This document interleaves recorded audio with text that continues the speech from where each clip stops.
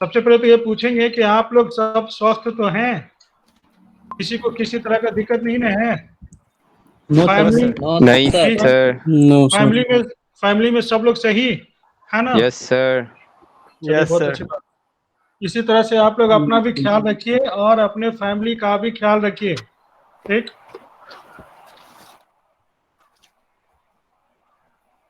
अब बताइए होमवर्क।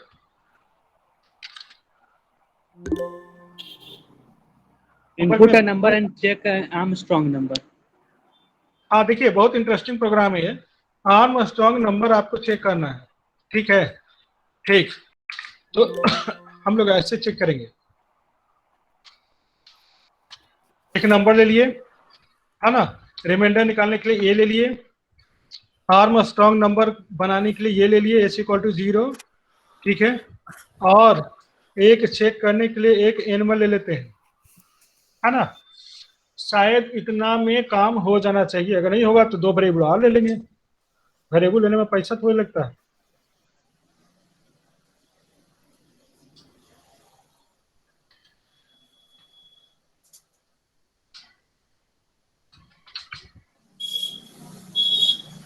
कोई अपना माइक ऑन किए हुए हैं, बंद कीजिए।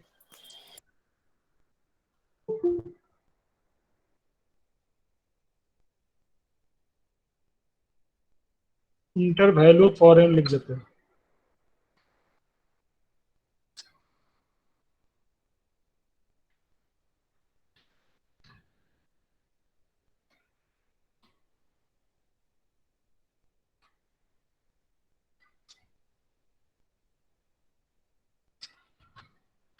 File n is greater than 0, ऐसे ऐसे ऐसे m आ गया, जिसमें कि हम रिमाइंडर निकालेंगे ऐसे,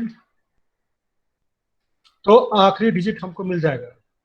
इसी आखिरी डिजिट को हम लोग क्यूब करेंगे और सम में जोड़ेंगे, s equal to s plus m गुने m गुने m, क्यूब निकल गया और उसका सम निकल गया। फिर n को काट दीजिए, n equal to n by 10 कर दीजिए ऐसे, बस। लेकिन ये कटते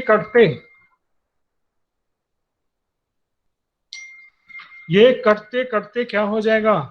0 हो जाएगा। तो इसलिए चेक कैसे करेंगे? तो ऐसा करेंगे कि n1 में ओरिजिनल वैल्यू n को डाल दीजिए, ठीक है? और उसके बाद इसी से चेक करा दीजिए। इफ अगर n1 इक्वल टू s हो जाता है, ठीक है, इसका मतलब है आर्मस्ट्रांग है, अदरवाइज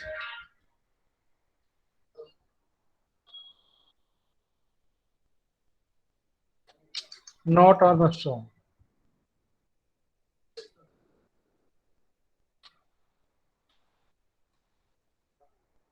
ऐसे एक ch लगा दीजिए, ऐसे, फिर ऐसे कर दीजिए, हाँ, रन करा दीजिए।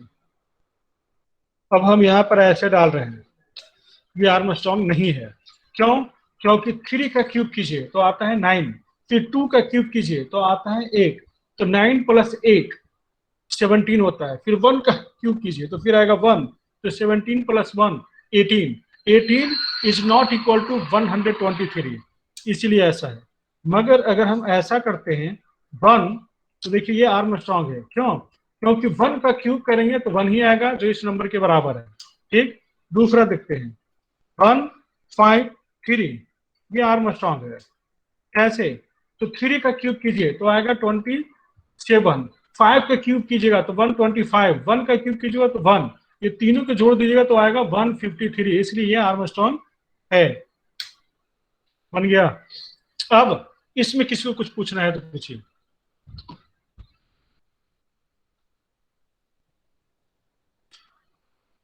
नहीं तो छपाई कीजिए। Sir n1 equal to n क्यों लिए हैं? ये इसलिए ना कि अगर नहीं लेंगे ना तो देखिए n क्या होता है, यहां से कटते कटते कटते ये हो जाता है 0, 0 हो जाएगा ना, ये 0 जी। होगा, n का वैल्यू तभी ना फॉल्स होगा।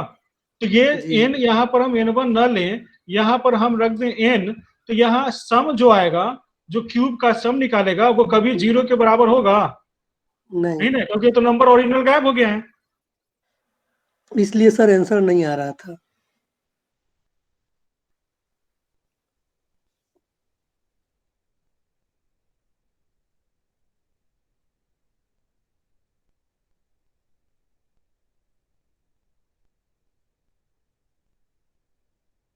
सर आवाज नहीं आ रहा है आपका। हेलो हेलो भाई।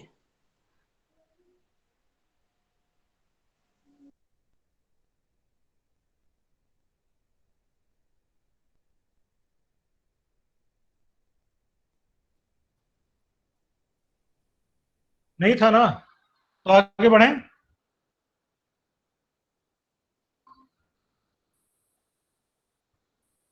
तो आगे बढ़े तो आज हम लोग तीसरा स्टेटमेंट पढ़ेंगे। रिकॉर्ड क्वेश्चन था जो फर्स्ट एंड लास्ट डिजिट का सम निकालने के लिए। हाँ ठीक, तो देखिए फर्स्ट एंड लास्ट डिजिट का मतलब हो गया कि अगर हम ऐसे करके कुछ रखें तो इसका देखिए पहला डिजिट है 1 और आखिरी डिजिट है 2, तो आंसर 3 आना चाहिए। इसी तरह से अगर हम ऐसे रखें ऐसे कुछ, है ना, तो देखिए पहला डिजिट है 3 और आखिरी डिजिट है 5, तो 8 आंसर आना चाहिए, पहला और आखिरी का सम, है ना। अब इसको कैसे बनाएंगे? इसको बनाने के लिए हम लोग ऐसा करते हैं कि अगर हम ऐसे रखते हैं तो आखिरी डिजिट तो आपको आराम से निकल जाएगा, है ना। आखिरी डिजिट कैसे निकलेगा? ऐसे n और मॉडुलस 10 कर दीजिए, ये आपको आखिरी डिजिट निकाल देगा। जैसे 1234 को 10 से डिवाइड करेंगे तो शेष कितना आएगा? 4 आएगा, है ना। तो n1 में 4 स्टोर हो गया, आखिरी डिजिट हो गया। ठीक है, पहला डिजिट निकालने में दिक्कत है, तो पहला डिजिट हम लोग इस शॉर्टकट मेथड से निकाल सकते हैं।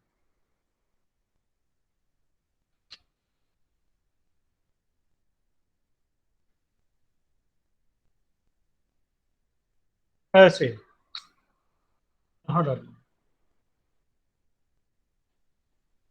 ऐसे, है ना। ठीक, तो इससे आपको n में स्टोर हो जाएगा पहला डिजिट। अब पहला डिजिट और आखिरी डिजिट दोनों का सम निकाल दीजिए।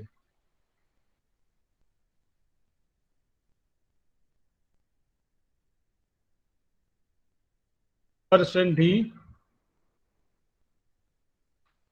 पहला डिजिट आपका हो गया n1, नहीं पहला नहीं, पहला n हो गया और n1 हो गया आखिरी डिजिट, ये दोनों का सम निकाल दीजिए। ठीक है, ये सबको रखने की जरूरत नहीं है, इतने में आपका काम हो जाएगा। अब हम चेक करते हैं, एक एरर है इसमें, मिस कर रहा है, क्या मिस कर रहा है? सर वाइल में n इक्वल टू 9 लिखे हैं, ग्रेटर देन 9 लिखे हैं। वो तो ठीक है, लेकिन हम यहाँ पर एरर ढूंढ रहे हैं, एरर ये है, ये झूठ मूठ का काहे लिखा हुआ है। ठीक है, अब देखिए 1 2 3 4, अब इसमें आंसर कितना आना चाहिए? 5 आना चाहिए, पहला और आखिरी का सम। देखिए 5 आ रहा है। इसी तरह से अगर हम ऐसे लिखें, ऐसे ऐसे, तो आना चाहिए 10। देखिए 10 आया, है ना। कैसे आया? देखिए कितना छोटा प्रोग्राम है, लेकिन इस प्रोग्राम में बड़ा अच्छा ट्रिक लगाया हुआ है, बड़ा अच्छा लॉजिक है ना। देखिए आखिरी डिजिट तो यहां से निकल जाएगा, रिमाइंडर निकाल करके पहला डिजिट कैसे निकलेगा? तो ये लूप तब तक चलता रहेगा जब n का वैल्यू 9 से बड़ा हो, और हम लोग जानते हैं कि जैसे ही कोई नंबर 9 से बड़ा होता है वो 2 डिजिट में आ जाता है ना। तो ये एक तरह का चेक करने के लिए हुआ कि जब तक n, है ना, 2 या उससे ज्यादा डिजिट में हो तब तक लूप चलता रहेगा। जैसे ही n एक डिजिट में आ जाता है तो बस बाहर निकल जाएगा और वही आपका पहला डिजिट हो जाएगा। अब समझे? 9 के बराबर या उससे छोटा रहेगा तो n एक डिजिट में रहेगा, तो वही तो पहला डिजिट होगा, क्योंकि n 9 से जैसे ही बड़ा होगा वो 2 डिजिट में होगा। अगर 10 हो जाएगा तो भी 2 डिजिट, 11 होगा तो भी 2 डिजिट, 52 होगा तो भी 2 डिजिट, है ना। ये सब 9 से बड़ा है। तो जैसे ही ये एक डिजिट में पहुंचेगा कंडीशन फॉल्स होगा वही एक डिजिट, पहला डिजिट n का वैल्यू हो जाएगा, और आखिरी डिजिट हम लोग यहाँ से रिमाइंडर निकाल करके ले लिए। तो n1 और प्लस n ये दोनों जोड़ देंगे तो मेरा पहला और आखिरी दोनों का सम निकल जाएगा। क्लियर? सर अगर फर्स्ट डिजिट और सेकंड लास्ट डिजिट का सम निकालना रहता तो फिर? फर्स्ट डिजिट और सेकंड लास्ट डिजिट। हाँ, तो ये दूसरा क्वेश्चन हुआ। तो आप खुद लॉजिक बनाइए कि फर्स्ट है ना डिजिट और सेकंड लास्ट डिजिट का अगर सम निकालना होगा तब क्या करेंगे, बताइए क्या करना होगा। अगर हम इसको ऐसे कर दें, ऐसे, तो आपका ये नंबर 2 डिजिट में आ जाएगा,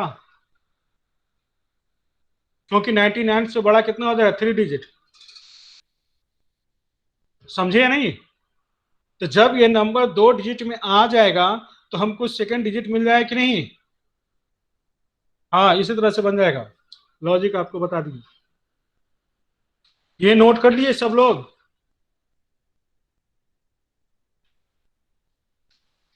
छपाई हो गया? Yes sir. हाँ, छपाई सर जब हो गया, पैलिंड्रोम वाला बताते हैं। पैलिंड्रोम भी जानना है ना? ठीक। पैलिंड्रोम मतलब उल्टा सीधा एक समान। तो देखिए वो भी उसी तरह से बनेगा जैसे हम लोग रिवर्स वाला बनाए थे। ये सबको रहने दीजिए, इसको रहने दीजिए, है ना?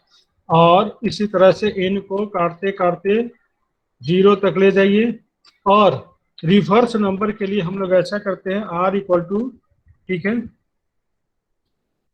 0 कर देते हैं, ये रिवर्स निकालेगा। ठीक है, तो ये हो जाएगा ओरिजिनल नंबर और ये हो जाएगा उल्टा नंबर। ओरिजिनल और उल्टा दोनों को कंपेयर कर देंगे, अगर बराबर होगा तो पैलिंड्रोम, है ना? ये नंबर हो गया, जो इनपुट करेंगे वो करते करते 0 तक चला जाएगा। ठीक, और यहाँ पर रिमाइंडर निकालने के लिए हम लोग एक MB ले लेते हैं बस। अब कहानी शुरू करते हैं। m equal to n modulus 10, ये एक नंबर को निकालेगा। ठीक, रिवर्स निकालने का एक बड़ा अच्छा फॉर्मूला दिया गया। रिवर्स इक्वल टू मतलब r इक्वल टू r गुने 10 प्लस m कर दीजिए। बस यही इस फॉर्मूला को याद रखना है। n equal to n by 10 जैसे नंबर काटना है काटते चले जाएगा, ये आपको रिवर्स में दे देगा। कैसे, देखिए, अब इस r को हम जब प्रिंट करेंगे तो उल्टा हो जाएगा। यहाँ देखिए 1 2 3, देखिए 3 2 1 आ गया। इसी तरह से फिर हम लिख रहे हैं क्या, इतना 2341, तो देखिए 1432 उल्टा हो गया। ठीक है, तो ये उल्टा करने वाला फंक्शन है। अब देखिए ये उल्टा कैसे करता है। अगर मान लेते हैं 1 2 3 रख रहे हैं, 123 रख रहे हैं, ठीक है, तो सबसे पहले देखिए 123 को 10 से डिवाइड करेंगे तो रिमाइंडर कितना आएगा, 3 आएगा। 3 आ गया। ठीक, r का इनिशियल वैल्यू देखिए कितना है, 0 है। तो यहां पर क्या होगा, 0 प्लस 0 इंटू 10, तो 0 को किसी नंबर से गुना करते हैं तो 0 ही हो जाता है। तो 0 गुने 10 इक्वल टू 0। अब प्लस m का वैल्यू देखिए यहाँ पर है 3, तो r का वैल्यू हो जाएगा 3। तो यहाँ r इक्वल टू हो गया आपका, ठीक है, 3 हो गया ना इस जगह पर। ठीक, फिर नेक्स्ट टाइम में 123 को टोटल डिवाइड करेंगे तो वो हो जाता है इतना। ठीक है, जिससे कि पॉइंट वाला नंबर रखेगा नहीं तो ये खत्म हो जाएगा। तो इन का नया वैल्यू हो गया 12। अब यहाँ देखिए 12 इज ग्रेटर देन 0, सही है। अब 12 को 10 से डिवाइड करेंगे तो रिमाइंडर आएगा 2, है ना? तो ये हो गया, m का वैल्यू हो गया 2। ठीक है, अब नीचे आते हैं, r देखिए अभी हमारे पास 3 है, तो देखिए 3 गुने 10 कितना हो जाएगा, 30, और 2 m का वैल्यू जुड़ जाएगा तो हो जाएगा इसका नया वैल्यू 32, ऐसे, है ना? फिर ये 12 को टोटल डिवाइड करेंगे तो ये हो जाएगा आपको 1 पॉइंट, है ना, 2, फिर पॉइंट नहीं रखेगा तो हो जाएगा 1, फिर इस 1 इज ग्रेटर देन 0, सही है। 1 को 10 से डिवाइड करेंगे, रिमाइंडर निकालेंगे तो आएगा 1 ही, ये हो जाएगा 1। फिर नीचे आते हैं, आर का वैल्यू देखिए 32 हो गया है, तो 32 गुने 10 हो जाएगा 320, इतना है ना। अब प्लस एम का वैल्यू है 1, तो 320 प्लस 1 हो जाएगा 321, और यहां पर एन का वैल्यू हो जाएगा 0, है ना, कंडीशन फॉल्स, बाहर निकलेंगे तो आर का वैल्यू आ जाएगा 321, जबकि इस एन का वैल्यू कितना था 123, कितना उल्टा हो गया ना। अब इसी को चेक कर लीजिए, अब आप इसको प्रिंट करने के बजाय देखिए यहां तो n करते करते 0 हो जाता है, लेकिन 123 ओरिजिनल वैल्यू हम n1 में रख दिए हैं, इसलिए इफ n1 इक्वल टू अगर रिवर्स का हो जाता है तो प्रिंट कर दीजिए यस ये पैलिंड्रोम है, ठीक, अदरवाइज नहीं है पैलिंड्रोम।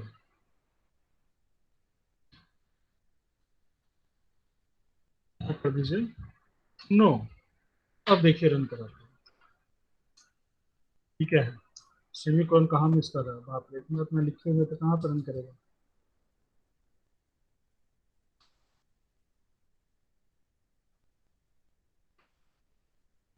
देखिए 123 पैलिंड्रोम है नहीं है, ठीक, मगर अगर हम ऐसा करें 121 पैलिंड्रोम है, हाँ है, ठीक है, इसी तरह से, ठीक है, 3 ये पैलिंड्रोम है, हाँ है, ये उल्टा सीधा एक समान, लेकिन हम ऐसे करें, ठीक है, 3 एंड 1 ये पैलिंड्रोम है नहीं है, क्लियर। अब इसको नोट कर लीजिए,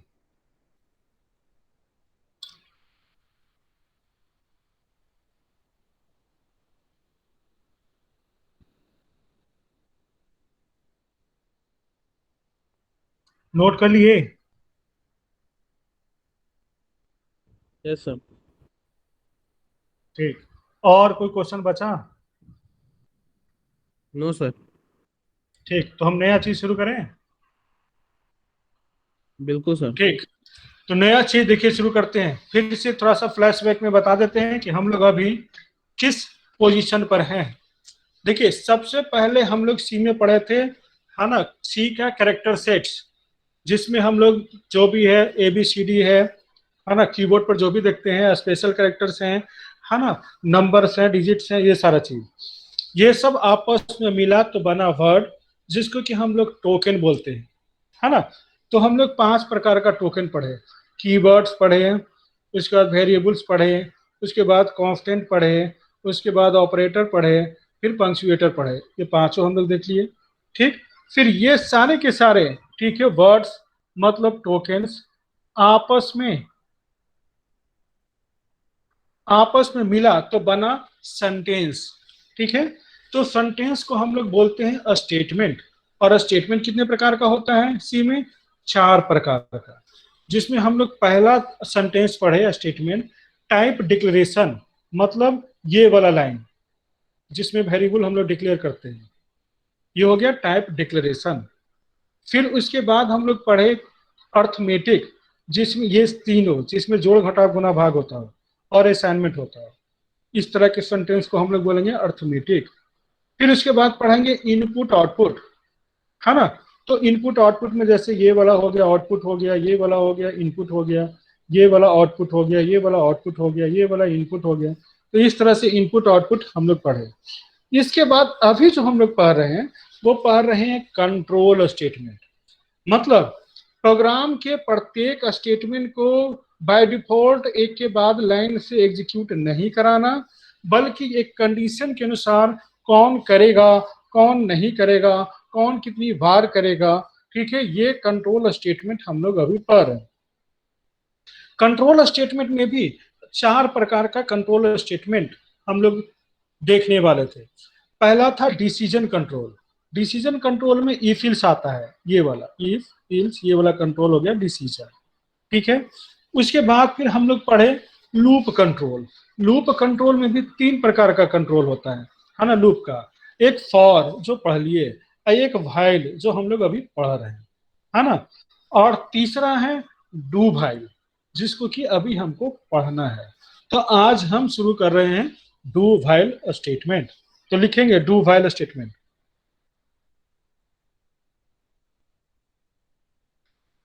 लिख लिए?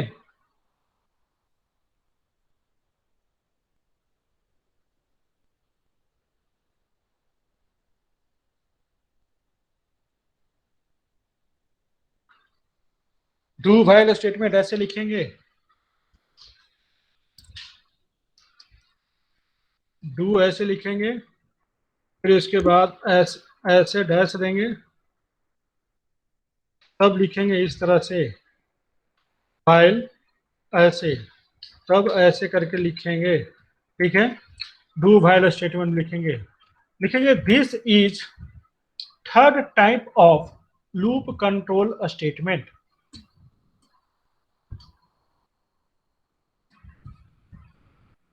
ठीक है, this is third type of loop control statement.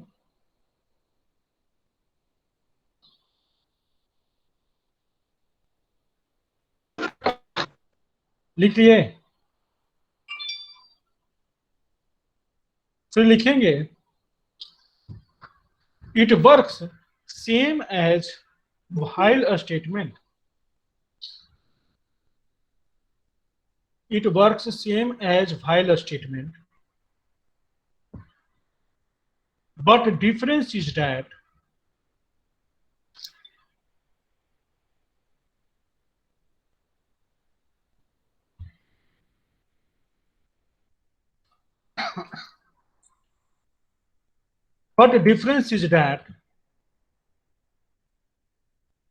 in it condition is written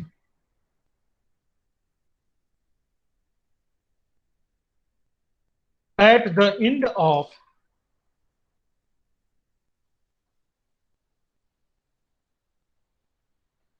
loop statement.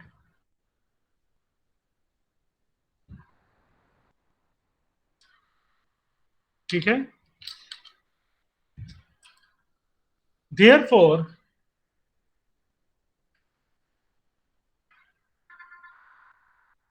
either condition is true or false,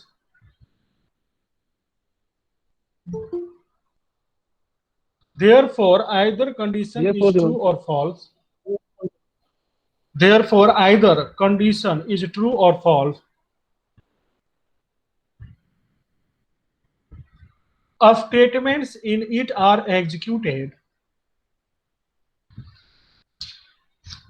a statement in it are executed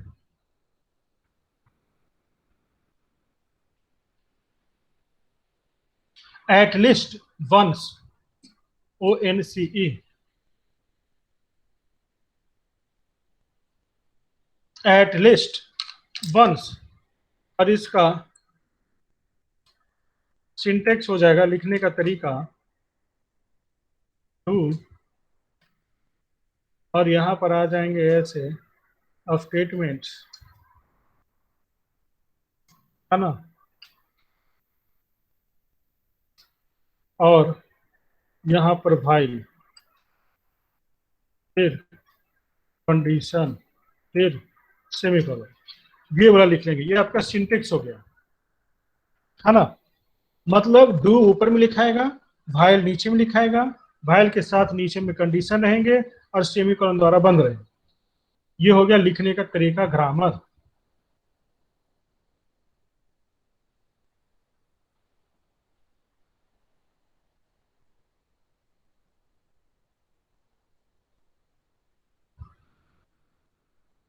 ठीक है, अब इधर आते हैं एग्जाम्पल में।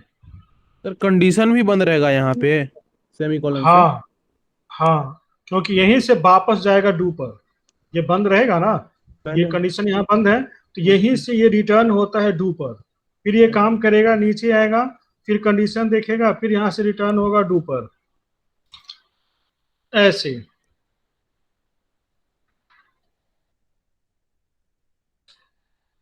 डू ऐसे,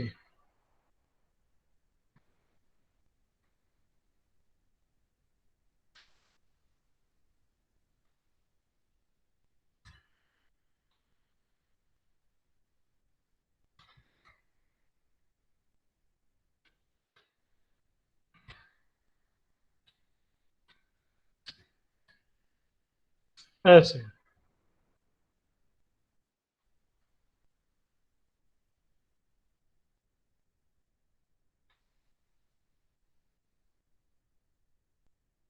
लिख रहे हैं, है ना। डू ऊपर में लिखा हुआ है, वाइल नीचे में लिखा हुआ है, लेस देन इक्वल टू 10 नीचे में कंडीशन, इसके बाद ये बंद। अब इसको रन कराएंगे। देखिए राम को ये 10 बार प्रिंट कर रहा है, जैसे वाइल में करते थे उसी तरह से डू वाइल में करेंगे, दोनों एक ही तरह से काम करता है। अंतर देखिए क्या है, देखिए इसी चीज को हम अगर ऐसे लिखें और इसको यहां से हटा दिए ऐसे, और यहाँ कर दिए ऐसे,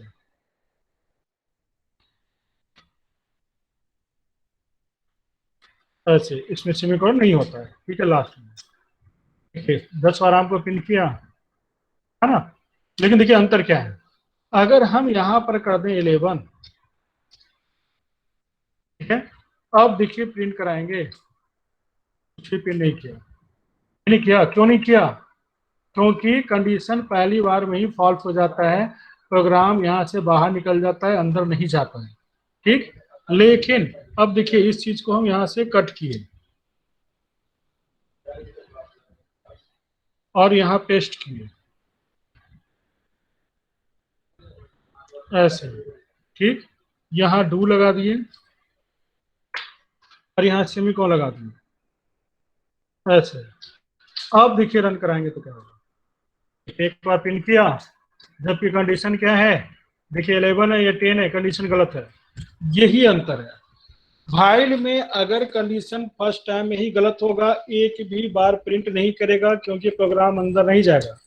लेकिन डू वाइल लिखते हैं तो चूंकि कंडीशन इसमें नहीं लगा हुआ है बल्कि लास्ट में लगा हुआ है, इसलिए ये गलत हो या सही हो, एक बार लूप में प्रवेश करेगा, राम को प्रिंट करेगा, 12 होगा, कंडीशन चेक करेगा और गलत होगा, बाहर निकल जाएगा, फिर ये दोबारा रिपीट करने के लिए नहीं बोलेगा। जैसे सिनेमा हॉल में जाते हैं ना, तो सिनेमा हॉल में आप दरवाजे पे टिकट चेक कराते हैं, अगर नहीं है तो सिनेमा नहीं देखेंगे, ये वाइल का कंडीशन है। लेकिन डू वाइल में ऐसा नहीं है, डू वाइल में आप जैसे ही सिनेमा हॉल में घुसेंगे कोई टिकट चेकिंग नहीं है, पहले आप पूरा सिनेमा देख लीजिए, जब निकलिएगा तब यहाँ पर टिकट चेक होगा, अगर टिकट मिल गया तो एक बार और देख लीजिएगा, नहीं मिला तो एक ही बार देख के निकल जाएंगे। इसलिए कम से कम एक बार तो आप सिनेमा देखेंगे ही, चाहे टिकट हो चाहे नहीं हो, ऐसा do while. Clear. Yes sir. और आप जो वाइल का प्रॉब्लम बनाए थे वो सब डू वाइल से बना सकते हैं, इसलिए इसके लिए कोई अलग से, ठीक है, प्रोग्राम नहीं दिया गया, है ना। खाली चेक करने का विधि इसमें थोड़ा सा अलग कर दिया है, लेकिन बाकी सब हूबहू सारा प्रोग्राम वैसे ही बनेगा, ठीक। तो ये वाला एग्जाम्पल आप नोट कर लेंगे, एग्जाम्पल जब नोट कर रहे हैं तो ये सब हटा दीजिए, है ना, ये ताम झाम है इसको हटा दीजिए, जो मेन प्रोग्राम है सिर्फ उसको एग्जाम्पल में नोट कीजिए, और इसको भी हटा दीजिए ऐसे, है ना, ठीक।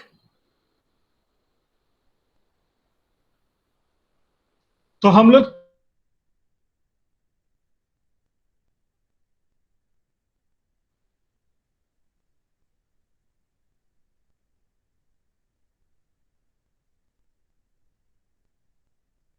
तीनों लूप, और जिसका तो लिखेंगे फीचर ऑफ लूप्स।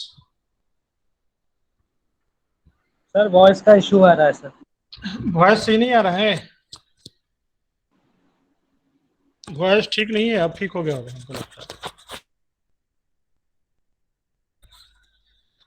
क्या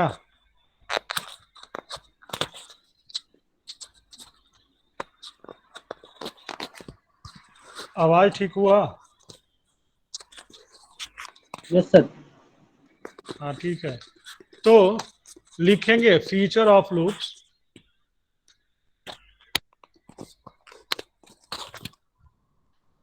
फीचर ऑफ लूप्स में लिखेंगे नेस्टेड लूप, बस यही एक फीचर है इसका।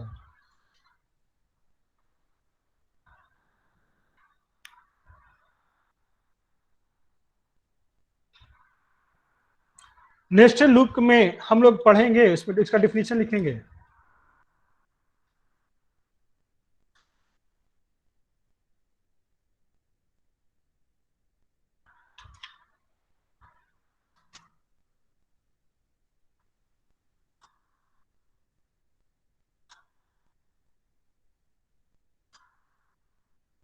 नेस्टेड लूप का डिफिनीशन लिखा है, यस सर। इसमें लिखेंगे in it one loop a statement is defined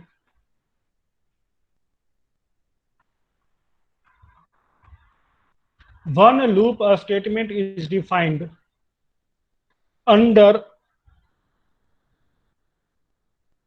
another loop a statement. One loop a statement is defined under another loop a statement.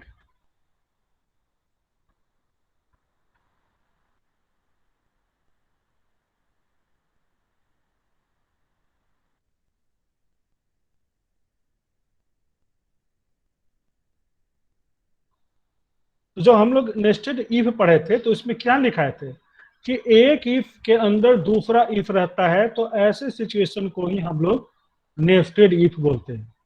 Just इसी तरह से एक लूप के अंदर दूसरा लूप अगर हम डाल देते हैं ना, ठीक है, तो फिर वो कहलाता है नेस्टेड, है ना।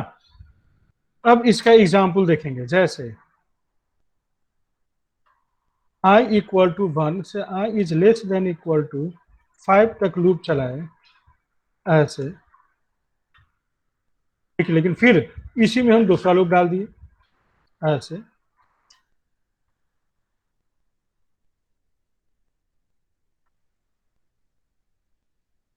ऐसे। तब इसके अंतर्गत लिख रहे हैं ऐसे,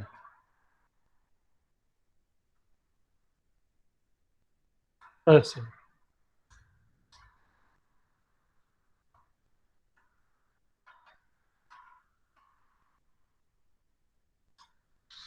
ऐसे, है ना। तो ये देखिए एक लूप है ये, यहां से लेके यहां तक, और उसके अंदर दूसरा लूप है यहां से लेके यहां तक, ये सब। तो इस लूप के अंदर जो लूप का कंसेप्ट आ गया, बस यही चीज कहलाएगा नेस्टेड लूप। हो सकता है इसके अंदर तीसरा लूप हो, इसके अंदर चौथा लूप भी हो, पांचवा लूप हो, है ना, वो सब के सब नेस्टेड के कंडीशन में आएंगे। क्लियर। तो अब कोई स्टूडेंट बता पाएगा कि ये राम को कितने बार प्रिंट कर पाएगा? 25। 25। 25 बार। ठीक। और कोई स्टूडेंट कुछ और भी आंसर जिनके दिमाग में चल रहा हो, कैलकुलेट किए हो? नहीं, मतलब सब लोग 25 पर ही राजी हैं? सर 5। अच्छा, आपका कहना है 5। और स्टूडेंट कुछ सोचिए और बताइए। आपके पास दो चॉइस भी है, 5 का 25 का। सर देखिए 5 होगा। 5 होगा। जो लोग 5 बोले हैं वो लोग गलत हैं, जो 25 बोले हैं वही सही है। क्यों? क्योंकि इसके हर एक लूप के लिए वो 1 से लेके 5 तक चलाएगा, और इस तरह से ये 5 बार चलेगा इसका पहला बार के लिए, फिर इसका दूसरा बार के लिए फिर 5 बार चलेगा तो हो जाएगा 10, फिर इसका तीसरा बार के लिए फिर 5 बार चलेगा, और इस तरह से, है ना, टोटल इसके 5 बार के लिए हर बार 5-5 बार कराएगा और 25 बार चलेगा, है ना। इसको हम लोग इस फोटो द्वारा भी समझ सकते हैं। अब हम एक थोड़ा सा फोटो बना करके आप लोग को समझाएंगे।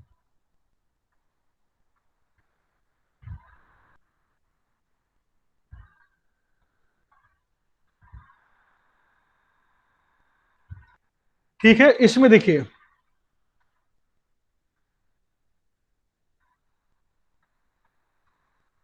ये आपका पहला लूप हुआ, ऊपर वाला, ठीक है। ये हो गया i इक्वल टू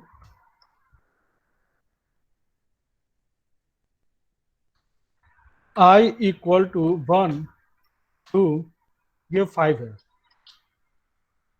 ये वाला लूप। इसी के अंतर्गत आपका दूसरा लूप भी है, इसके अंदर ये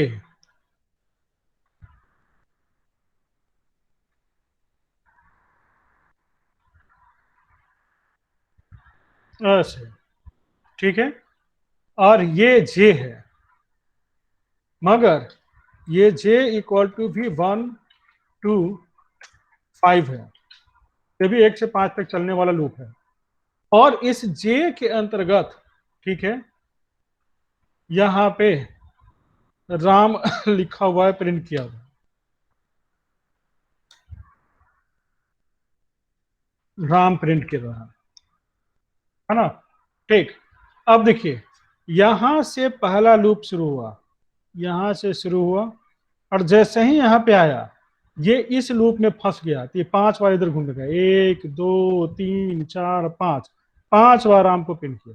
5 बार प्रिंट करने के बाद तब इसका एक कंप्लीट हुआ, यहां से यहाँ आई का वैल्यू 1 कंप्लीट हो गया।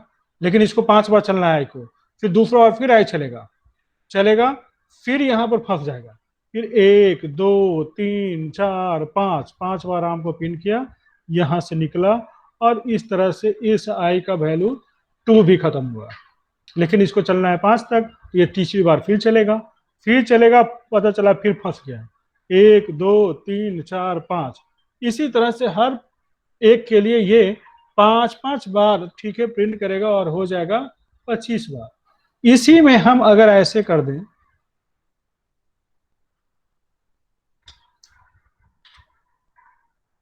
एक और लूप इस बीच हम चला देते हैं नेस्टेड का,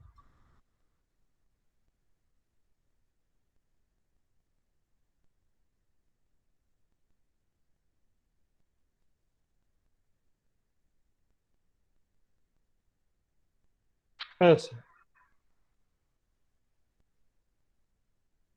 है ना। इसका मतलब क्या हुआ, इसका मतलब फिर हम फोटो में आते हैं,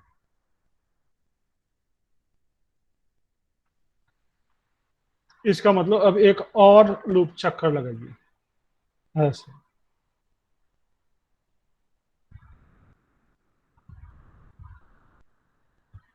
ऐसे,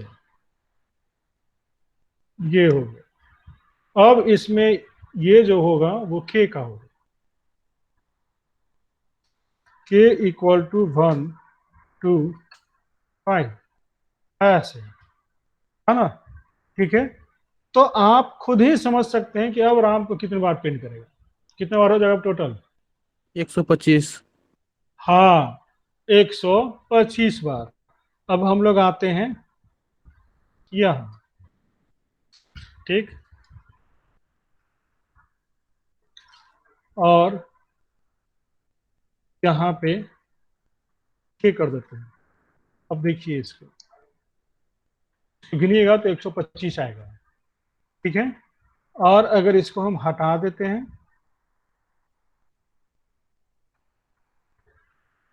कमेंट बना दिए, तो आएगा 25 बार, ऐसे गिनिए इसको, 2 2 4 2 6 2 8 2 10 2 12 13 14 15 25 हो गया। तो ये 25 बार प्रिंट कर देगा, है ना। तो इस नेस्टेड का कंसेप्ट आप लोग समझे, समझे या नहीं समझे। किसी को कोई दिक्कत है तो पूछिए, नहीं दिक्कत है तो हम पूछेंगे, हम पूछें।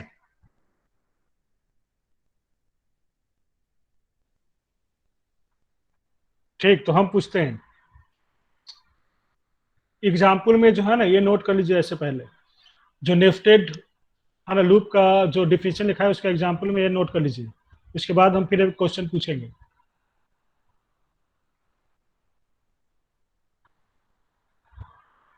छपाई कर लिए,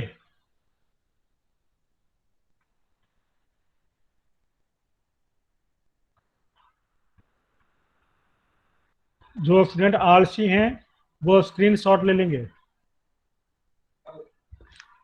आलसी और निकम्मे स्टूडेंट के लिए स्क्रीनशॉट सबसे अच्छा तरीका है, और मेहनती स्टूडेंट के लिए छपाई सबसे अच्छा तरीका है। अब हम इसमें चेंज कर रहे हैं, अब सही सही क्वेश्चन पा रहे हैं, बहुत हो गया हंसी मजाक। परसेंट डी, है ना, और यहाँ पर कर दिए जे। अब बारी बारी से आप लोग जवाब दीजिए, अब ये क्या प्रिंट करेगा।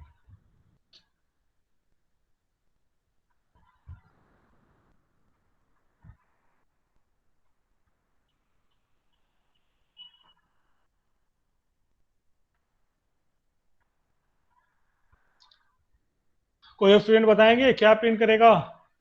सर जे को 25 बार करेगा। जे को नहीं सर, 25 बार वन करेगा। 1 को 5 बार करेगा, फिर 2 को 5 बार करेगा, फिर 3 को 5 बार करेगा, ऐसे 5 टाइम्स करेगा, 25 टाइम। अच्छा ठीक, कोई और स्टूडेंट। Sir 5 time. क्या 5 टाइम। सारा डाटा आप लोग के सामने है, फिर डाटा के साथ आंसर बताइए, कथा कहानी नहीं सुना रहा है। 1 2 3 4 5 प्रिंट करेगा, फिर 1 2 3 4 5 प्रिंट करेगा, फिर 1 2 हाँ 3 सर, 1 2 3 4 5 करेगा जे का। 5 टाइम प्रिंट करेगा सर। हाँ अब सही बता रहे हैं, 1 से लेके 5 तक 5 बार प्रिंट करेगा। देखिए पहला लूप आएगा शुरू होगा, और जे 1 से लेके 5 तक जे प्रिंट करेगा, तो जे का वैल्यू 1 2 3 4 5 प्रिंट कर दिया पहली बार। सेकेंड बार फिर लूप चलेगा, आई का वैल्यू हो जाएगा 2, फिर 1 से लेके 5 तक जे प्रिंट करेगा, तो फिर 1 2 3 4 5। तो आंसर आपका इसी तरह से आएगा। देखिए 5 बार आ रहा है, 1 2 3 4 5, फिर 1 2 3 4 5, फिर 1 2 3 4 5, है ना। आप चाहें तो इसको लाइन ब्रेक द्वारा ऐसे भी कर सकते हैं, ऐसे कीजिए, है ना। हर एक लूप के बाद लाइन को ब्रेक कर दीजिए, और ज्यादा क्लियर हो जाएगा। ऐसे ये देखिए, है ना, एक जे का लूप पूरा चल गया है, फिर बाहर निकला है, लाइन ब्रेक हो गया है, फिर दूसरा जे का लूप चल गया है, पूरा बाहर निकला है।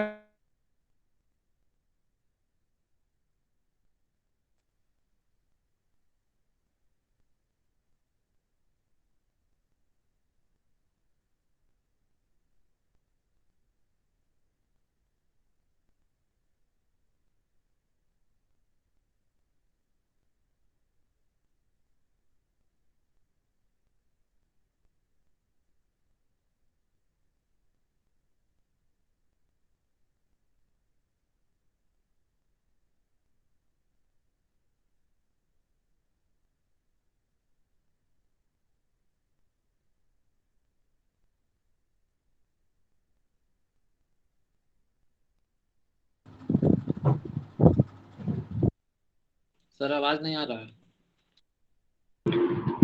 सर आवाज नहीं आ रहा है सर।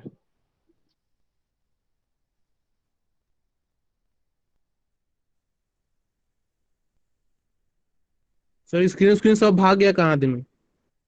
सर भी भाग। अरे हम यही चेक करने के लिए अपना फिर फोन से आए हैं क्लास में।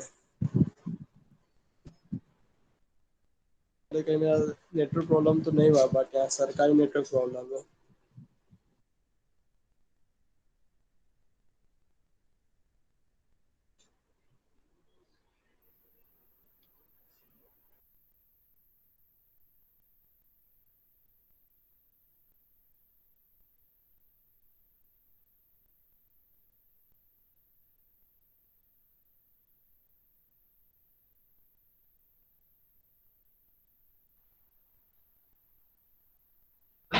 हेलो, आवाज आ रही है। यस हाँ यस सर, सर। अब सर। आ रही है। Yes sir. हाँ कनेक्शन खत्म हो गया था, तो आप बताएंगे इसका आंसर क्या आना चाहिए।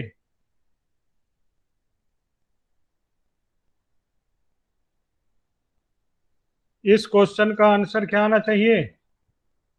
सर किस क्वेश्चन तो दिख ही नहीं रहा है इधर। आपको नहीं दिख रहा है। No sir.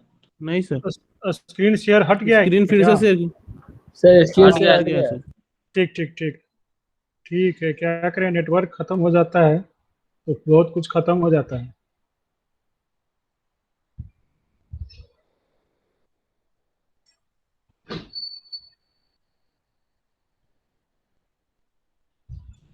अब दिखाई दे रहा है। Yes sir. अब बताइए आउटपुट क्या आएगा। बाप रे, ये कौन आऊं कर रहे हैं, डरा देंगे क्या हमको। सर 1 को 5 टाइम प्रिंट करेगा, फिर दूसरे लाइन में 2 को 5 टाइम प्रिंट करेगा, वैसे ही 5 लाइन में सब नंबर को 5 टाइम प्रिंट करेगा वो। सही बात है। सब लोग क्या इस बात पे राजी हैं?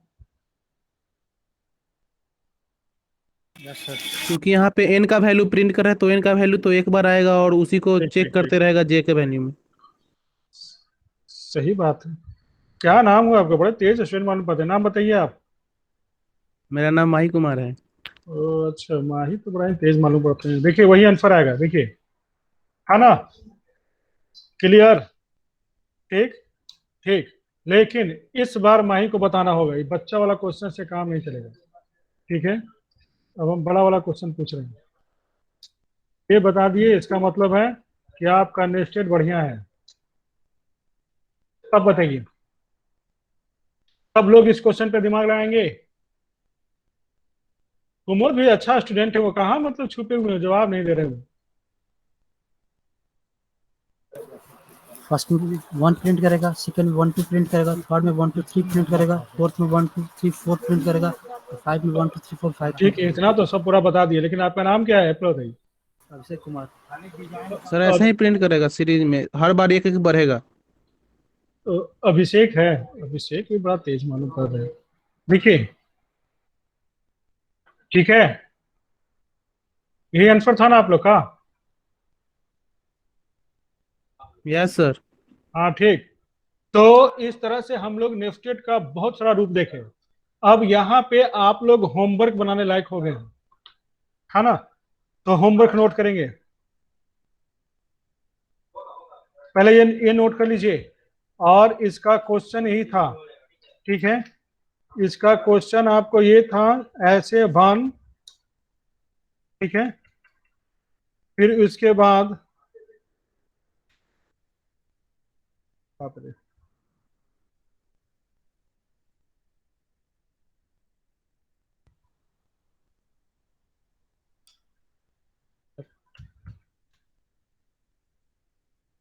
वन टू थ्री, 1 2 3 4, ये क्वेश्चन ही था जिसको कि हम सॉल्व करवा दिए। ठीक है, और इसका आंसर ये है, इसको नोट कीजिए जल्दी से। फिर अब हम होमवर्क देंगे आपको।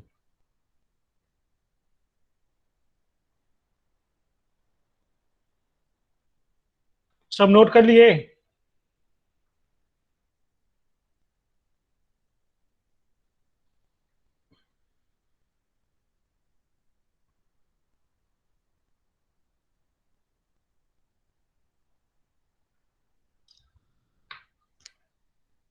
अरे नोट कर लिए?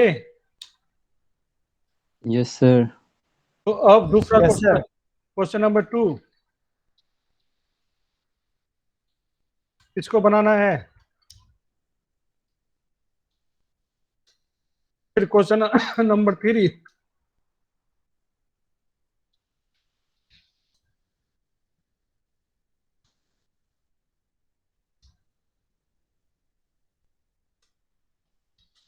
ये। फिर क्वेश्चन नंबर 5,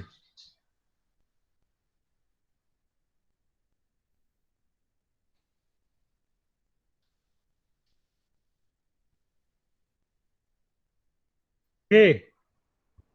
फिर क्वेश्चन नंबर 6,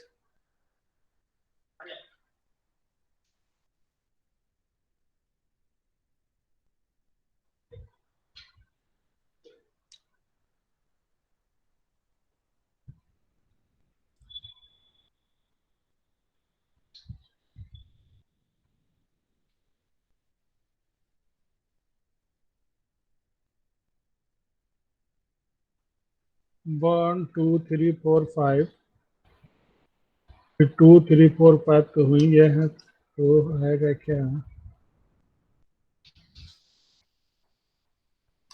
अच्छा फिलहाल इतनी बनाइए। सब नोट कर लिए? Yes sir. ठीक। अब बस 2 मिनट में आपके अनंत सर हाजिर हो रहे हैं।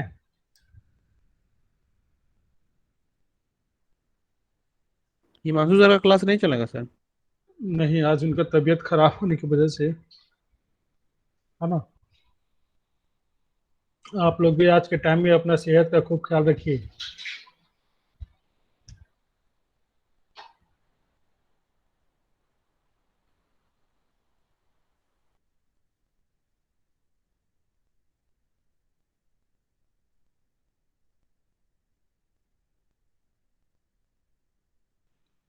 माही, हाँ 1 2 3 क्वेश्चन भेजो तो व्हाट्सएप पे। 4 बजे के बाद भेजेंगे। ठीक। ग्रुप में डाल देना 4 बजे के बाद। 4 बजे क्या है? तुम्हें ना बताएगा। लुलिया का जन्मदिन है। लुलिया कौन है?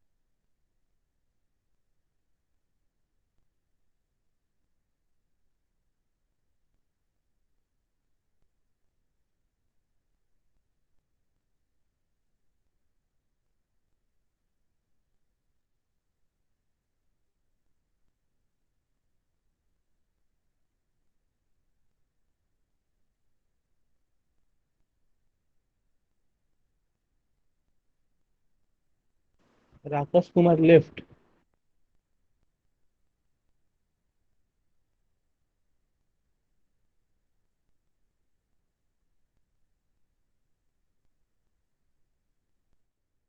सब लेफ्ट हो जाओ।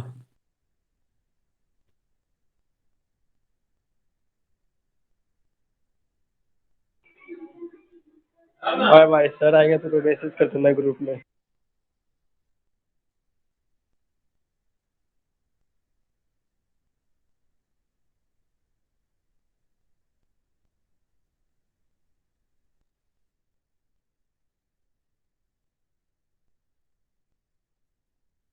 हेलो डागो। डागो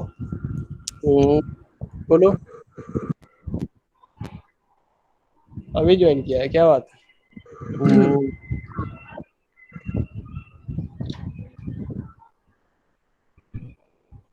क्या बात है, अभी ज्वाइन किया है? गाना सुन रहा है। ओ,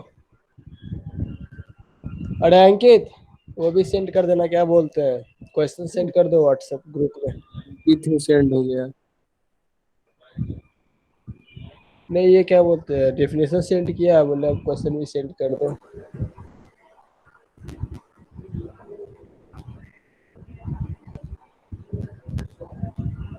कह दो अब।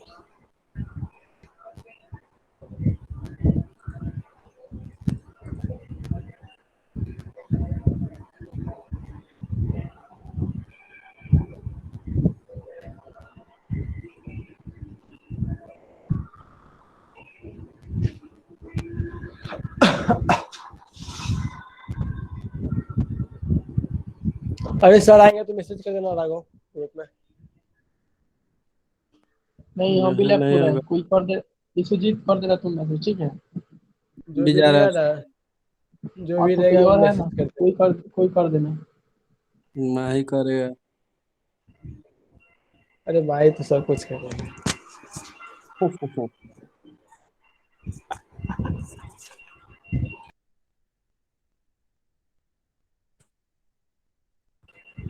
ठीक है, बाय बाय। गाना सुनाओ, बताइए गाना बजा रहे हैं। क्या?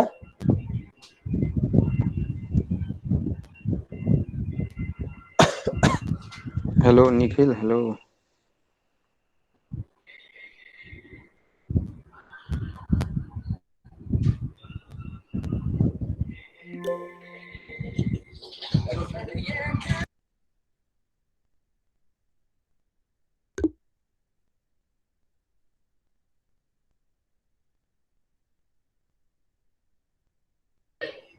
ये क्या भाई, इंस्टाग्राम रील्स कौन दिखा रहा है? भाई हम दिखा रहे हैं भाई, देखो अच्छे से टाइम पास करो भाई। ना भाई तुम देख लो, सबको मत दिखाओ। Students, hello, good afternoon, good afternoon sir. Good afternoon sir. Good afternoon sir. जी।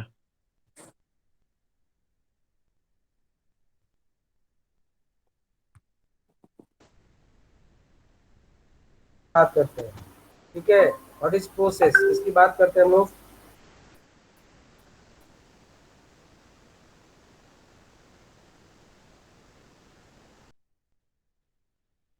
शेयर करते हैं, मुझे पहले हम स्क्रीन शेयर कर देते हैं, उसके बाद आया स्क्रीन। नहीं है सर। सर गाड़ी लेट है। हेलो, आ गया सर। आ गया सर, आ गया। Yes sir. तो उसमें दिया हुआ है प्रोसेस। पहले स्टार्ट करते हैं प्रोसेस, व्हाट इज प्रोसेस, ये सब हम लोग डिस्कस करते हैं, ठीक है। प्रोसेस क्या है, किस लिए। सर आवाज बहुत ज्यादा कट रहा है।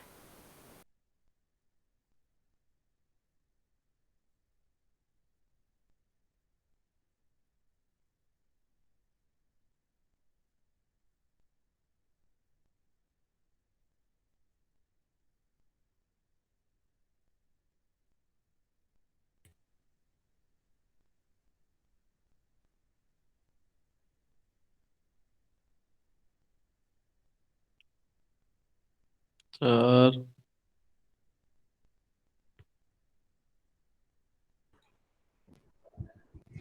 Hello, hello. अरे किसी का सर का बात सुनाई दे रहा था, बता देना, समझा देना। हाँ सर जी। सर अरे सर आवाज आ ही नहीं रहा है सर का। सर दिखाइए नहीं दे रहा है, सुनाई क्या देगा। भाग सर गए। भी लेफ्ट हो गए। चलो सर गए पूरी खाने।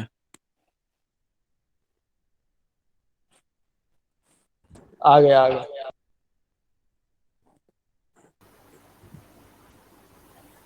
नेटवर्क इसमें कॉल आ रहा था, डिस्टर्ब हो गया, ठीक है ना। देखते हैं, पहले शेयर करते, फिर हम फिर से शेयर करना पड़ेगा। Good afternoon sir. Good afternoon, good afternoon, good afternoon. चलो आ गया, शेयर हुआ, देखिए तो फिर से शेयर कर दिए हम, शेयर नहीं हो रहा था। आ गया सर। आ गया ना। तो चलिए आज स्टार्ट करते हैं, व्हाट इज प्रोसेस। पहले प्रीवियस क्लास में डिस्कस करते, type of operating system discuss किए थे, है ना। अब बात करते हैं, मेन बात पे आते हैं, व्हाट इज प्रोसेस। प्रोसेस क्या है ना। प्रोसेस का क्या, कितने सेक्शंस है प्रोसेस का, ये सब हम लोग डिस्कस करते हैं। प्रोसेस क्या है, what is process. Process is a program in execution. Sir हाँ सर बोलिए। टाइप ऑफ जो हाँ ऑपरेटिंग बोलिए, सिस्टम था उसको थोड़ा सा फिर से रिपीट कर लीजिए ना। फिर से रिपीट करें, उसमें क्या बताए थे आपको, तो सारा थोड़ा सा नेटवर्क। उसमें का मतलब पहले का रिसेंट। अरे बाबू पहले से क्या, इसमें क्या दिक्कत कहाँ पे, बोलो, उसी को समझाएंगे हम पूरा। फिर समझाने का मतलब है कि फिर वो पूरा क्लास नहीं सर, क्या उसमें समरी टाइप सर का। एक बार थोड़ा सा, सर एक बार कल वाला भी थोड़ा सा बता दीजिए। सर कल्चर और हैंडहेल्ड सिस्टम नहीं समझ में आया था। Cluster cluster cluster system. हाँ सर, क्लस्टर्स को जरा डिफाइन करिए ना सर। क्लस्टर क्या हुआ, देखो क्लस्टर बेसिकली, क्लस्टर क्या होता है, ग्रुप ऑफ सिस्टम का एक ग्रुप बना दिया तो क्लस्टर हो गया। दो तरह था, देखिए, एक मल्टी प्रोसेसर सिस्टम बताया, एक बताए थे क्लस्टर सिस्टम, बताए थे ना। मल्टी प्रोसेसर सिस्टम में क्या होता है, एक सिस्टम है, एक मान लो कंप्यूटर सिस्टम है, समझ में आया बात, उसमें मोर देन वन प्रोसेसर है, ठीक है। और मोर देन वन प्रोसेसर एक टास्क को, है ना, या मल्टी टास्क को, मोर देन वन प्रोसेसर को एक ही कंप्यूटर में असाइन कर दिया और उसको वो हैंडल कर रहा है।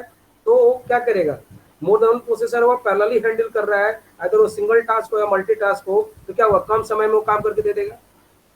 लेकिन क्लस्टर वाला में क्या है, क्लस्टर जरा सा उससे जरा सा हटा, क्या हटा, कि जैसे एक कंप्यूटर है, मान लो एक कंप्यूटर में मान लो दो प्रोसेसर है, चलो ठीक है, तो फिर दूसरा कंप्यूटर है उसमें मान लो 1 प्रोसेसर है, तीसरा कंप्यूटर उसमें 4 प्रोसेसर है, ठीक है। ऐसे है तो मतलब क्या कि एक ग्रुप बना दिए, 4-5 कंप्यूटर का एक ग्रुप बन गया, 4-5 कंप्यूटर का दूसरा ग्रुप बन गया, 4-5 कंप्यूटर फिर तीसरा ग्रुप बन गया, और हर एक ग्रुप को असाइन कर दिया। वो ग्रुप क्या कहलाया? क्लस्टर। वो आप एक कंप्यूटर इन्वॉल्व नहीं होगा, मोर देन 1 कंप्यूटर इन्वॉल्व होगा जो उस वर्क को करके देगा। मतलब पहले क्या था कि एक कंप्यूटर में 5 गो प्रोसेसर था, एक वो काम एक ही कंप्यूटर कर रहा था। अब क्या काम करेगा? उस काम को करने के लिए 5 गो कंप्यूटर हुआ, जिसमें हो सकता है सिंगल प्रोसेसर भी हो, मल्टी प्रोसेसर भी हो, और सब मिलके काम कर रहा है। तो समझ सकते हैं कि ग्रुप में आप काम करिएगा, एक इंडिविजुअल काम करिएगा तो क्या करिएगा? ज्यादा अच्छा काम, फास्ट काम कम समय में करके दीजिएगा कि नहीं दीजिएगा। तो क्लस्टर सिस्टम ज्यादा फास्ट करेगा काम, किससे? मल्टी प्रोसेसर ऑपरेटिंग सिस्टम से, क्योंकि मल्टी ऑपरेटिंग सिस्टम में एक कंप्यूटर में मोर देन 1 प्रोसेसर लगा हुआ है, और वहाँ पे मोर देन 1 कंप्यूटर जो एक ग्रुप में काम कर रहा है, अलग अलग क्लस्टर बना दिया, एक टास्क दे दिया असाइन कर दिया, एक क्लस्टर बनाया, एक टास्क दे दिया असाइन करके अपना ग्रुप में काम कर रहा है। तो क्या करेगा वो काम? और उससे मल्टी प्रोसेसर से फास्ट करके देगा, क्योंकि एक सिस्टम में भी मोर देन 1 प्रोसेसर होगा, वो वर्क को अपना डिवाइड कर देगा प्रोसेसर में, और देन उसके बाद काम करेगा। तो क्या हुआ? और फास्ट काम करेगा किससे? मल्टी प्रोसेसर से। जैसे आप एग्जाम्पल लो, जैसे आप गए कॉलेज में, एक ग्रुप बना दिया, ग्रुप डिस्कशन हो रहा है, ठीक है, आपको एक टॉपिक दे दिया। टॉपिक देने में ग्रुप डिस्कशन में क्या करता है कि आपको जैसे 3 लोगों का एक कर दिया कि नहीं तुम फेवर में बोलो, 3 लोगों का दिया तुम फेवर में नहीं विपक्ष में बोलो, हो गया। अपोजिट करो, एक फेवर में बोलो। तो आप क्या करते हो? 3 को जो ग्रुप बना उसमें 3 लोगों का एक ग्रुप बन गया, एक क्लस्टर बन गया फेवर के लिए, एक क्लस्टर जो है अपोज के लिए। अब वो क्लस्टर बन के काम किया तो आप अपोज वाला अपोज पे काम कर रहा है, क्लस्टर फेवर में बोलने वाला फेवर पे उसका स्टडी कर रहा है, और उसके बाद बोलना शुरू किया फेवर एंड अपोज। तो क्या हुआ? एक फेवर का क्लस्टर अलग, अपोजिट का क्लस्टर अलग। तो जब पांचों मिलकर अकेले करके करते, ये वो तुम बोलो फेवर में है, वो बोलो अपोजिट में, उतना पॉइंट दिमाग में नहीं आता और वो ज्यादा टॉपिक पे बोल नहीं पाता। लेकिन जब हम ग्रुप बना दिए तो फायदा क्या मिला? ज्यादा पॉइंट्स भी आ गया, कम समय में ज्यादा पॉइंट दिमाग में आ गया, सब का एक मिलजुल के आउटपुट जो मिलेगा वो ज्यादा बेटर आउटपुट मिलेगा। और क्लियर हो कि बोलने वाला कोई वहाँ पे मान लो सब मिल के बोले एक एक करके, या ये एक पर्सन को बना दे हेड कर देंगे तुम ही बोलो, या एक सबसे बेटर होता है कि जिसका दिमाग में जो बात आ रही है वो पॉइंट को उठाओ, एक ग्रुप में डिसाइड कर लिया कि तुम्हें उठाओ तुम्हें उठाओ तुम्हें उठाओ, और उस वर्क को हैंडल करो। तो क्या होगा? वो वर्क ज्यादा आसान हो गया कि नहीं हो गया? एक छोटा सा एग्जाम्पल है, वही कला है क्लस्टर। एक फेवर के लिए क्लस्टर बना, एक अपोजिट के लिए क्लस्टर बना, जिसमें एक से ज्यादा लोग जुड़े हुए हैं। उसी तरह एक से ज्यादा कंप्यूटर जुड़कर एक प्रोसेस को काम कर रहा है, एक क्लस्टर बना के, दूसरे क्लस्टर में भी मोर देन 1 कंप्यूटर लगे हुए हैं, वो उसको हैंडल कर रहा है और क्लस्टर वाइज जॉब को हैंडल कर रहा है। तो फायदा क्या मिल गया उसको कि वो डेटा को और फास्टली और बेटर वे से करके आपको देगा, compare to single computer more than processor लगा हुआ है, उससे ज्यादा बेटर काम करके देगा। कौन? Cluster basis. समझ गए बात? कर हुआ है चीज? हेलो, बात समझ में आई जी? जी सर, समझ में आ गया सर। आ गया ना? तो चलो ठीक है ना। क्लस्टर जैसे देखते हैं कि हाँ बोलिए, आप बोलिए ठीक है। हाँ बोलिए। क्लाइंट सर्वर सिस्टम एक बार समझा दीजिएगा क्या? हाँ, क्लाइंट सर्वर सिस्टम समझा देते हैं। क्लाइंट सर्वर सिस्टम में क्या होता है? नाम ही देखो, client server. Client server system में क्या होता है?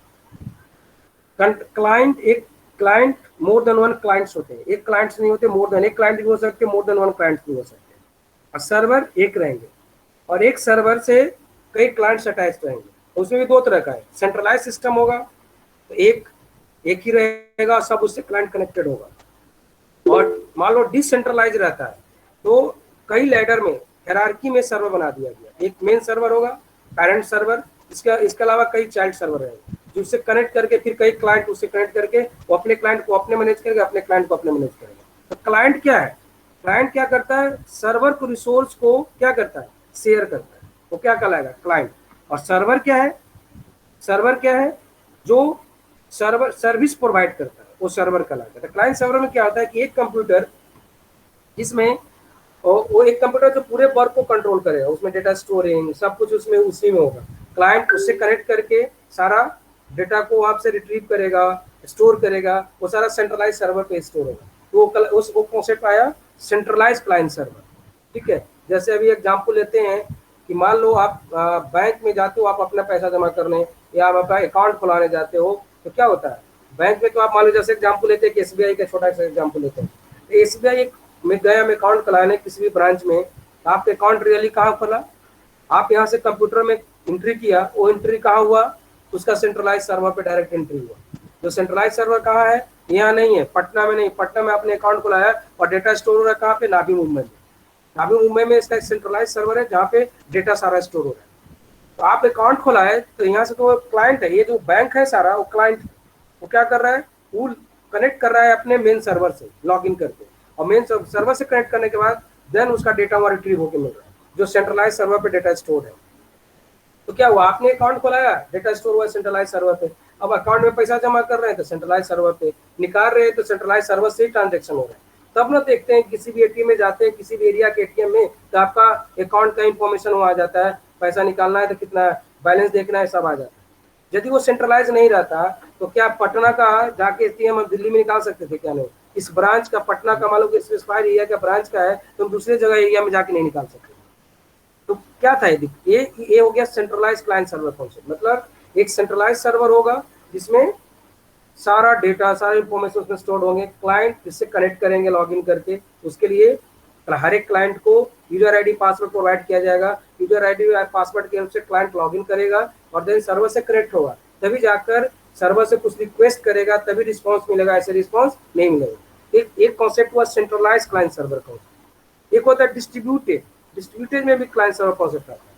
इसमें क्या करता है कि नहीं, चलो एक सेंट्रलाइज पे तो जाएगा ही, उसमें भी सेंट्रलाइज ही में डेटा जाता है। एक सर्वर होगा, मेन सर्वर होगा, पेरेंट सर्वर होगा, और बहुत सारे बैक में चाइल्ड सर्वर क्रिएट कर दिया जाता है।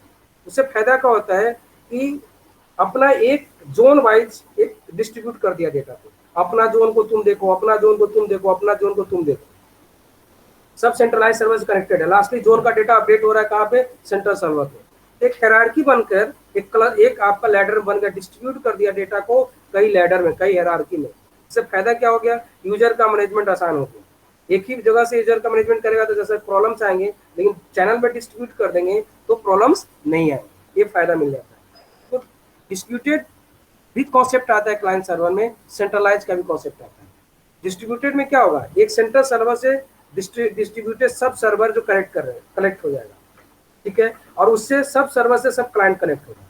तो मेन सर्वर का क्लाइंट सब सर्वर होगा और सब सर्वर से जो कनेक्टेड होगा other bank, branch, area wise, zone wise connect हो रहा है। उससे फायदा क्या होगा कि जोन वाइज मैनेजमेंट आसान हो जाता है ना। एक जोन में मान लो प्रॉब्लम आ रहा है तो उस जोन का काम नहीं करेगा, दूसरा जोन में काम करेगा। एक जोन में दिक्कत आ रही है तो एक ही जोन के लिए प्रॉब्लम आ, दूसरे जोन में प्रॉब्लम नहीं आएगी। सेंट्रलाइज सर्वर ओके होना चाहिए जहाँ पे डेटा मेन स्टोर हो रहा है। लेकिन सेंट्रलाइज वाला में एक दिक्कत होता है ना कि सेंट्रल सर्वर में यदि कोई प्रॉब्लम आ गया तो सब सारे एरिया का काम करना बंद कर देगा। लेकिन डिसेंट्रलाइज में सेंट्रल सर्वर काम कर रहा है और जोन में किसी में प्रॉब्लम आ रही है, उस जोन का काम नहीं होगा, बाकी सारा काम होगा। जैसे पटना और जोन है, दिल्ली जोन है, अब पटना का जोन वाला काम करना बंद कर दिया तो पटना का जितना बैंक है उससे कनेक्ट होकर नहीं काम करेगा, दिल्ली वाला काम करता रहेगा।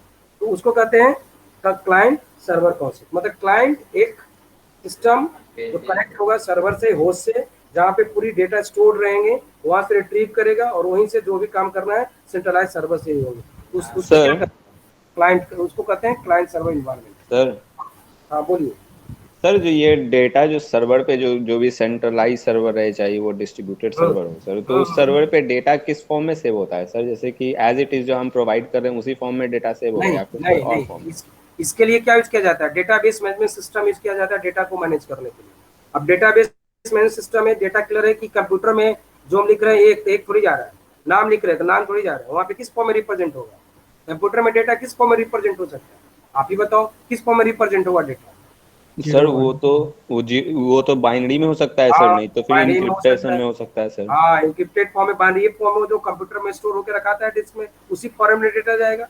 Binary coded, decimal coded system use करके रखेगा कि नहीं रखेगा? तो आप तो देते हैं फॉर्मेट में, लेकिन आपका डेटा उसी फॉर्मेट में थोड़ी जाता है, उसको फिर अगेन कंप्रेसिंग करके जिस फॉर्मेट में कंप्यूटर में स्टोर हो सकता है उस फॉर्मेट में कन्वर्ट करता है, दम जाके स्टोर करता है एक फाइल में, एक समझो कि एक टेक्स्ट फाइल बना के रख देता है, उसमें सब डेटा स्टोर होता है। और जब उससे रिट्रीव करते हैं तो जो सॉफ्टवेयर बना रहता है प्रॉपर उसी फॉर्मेट में डेटाबेस के हेल्प से डेटाबेस मैनेजमेंट सिस्टम के हेल्प से आप उसी फॉर्मेट में डेटा रिट्रीव होकर दे देता है जिस फॉर्मेट में आपको रिक्वायरमेंट है, जिसके लिए प्रोग्रामिंग लिखा गया, जिस फॉर्मेट में डेटा शो करने के लिए प्रोग्राम लिखा गया, उस फॉर्मेट में डेटा आपको डेटा रिट्रीव करके शो कर देगा। लेकिन कंप्यूटर में डेटा क्या रखेगा, कंप्रेस्ड फॉर्म में, इनकोडेड फॉर्म में रखेगा और एक सेपरेट फाइल, एक टेक्स्ट फाइल बना के रखेगा जहाँ पे इनकोडेड फॉर्म में डेटा को रखता है, जो कंप्यूटर स्टोर करने के लिए सिस्टम यूज करता है।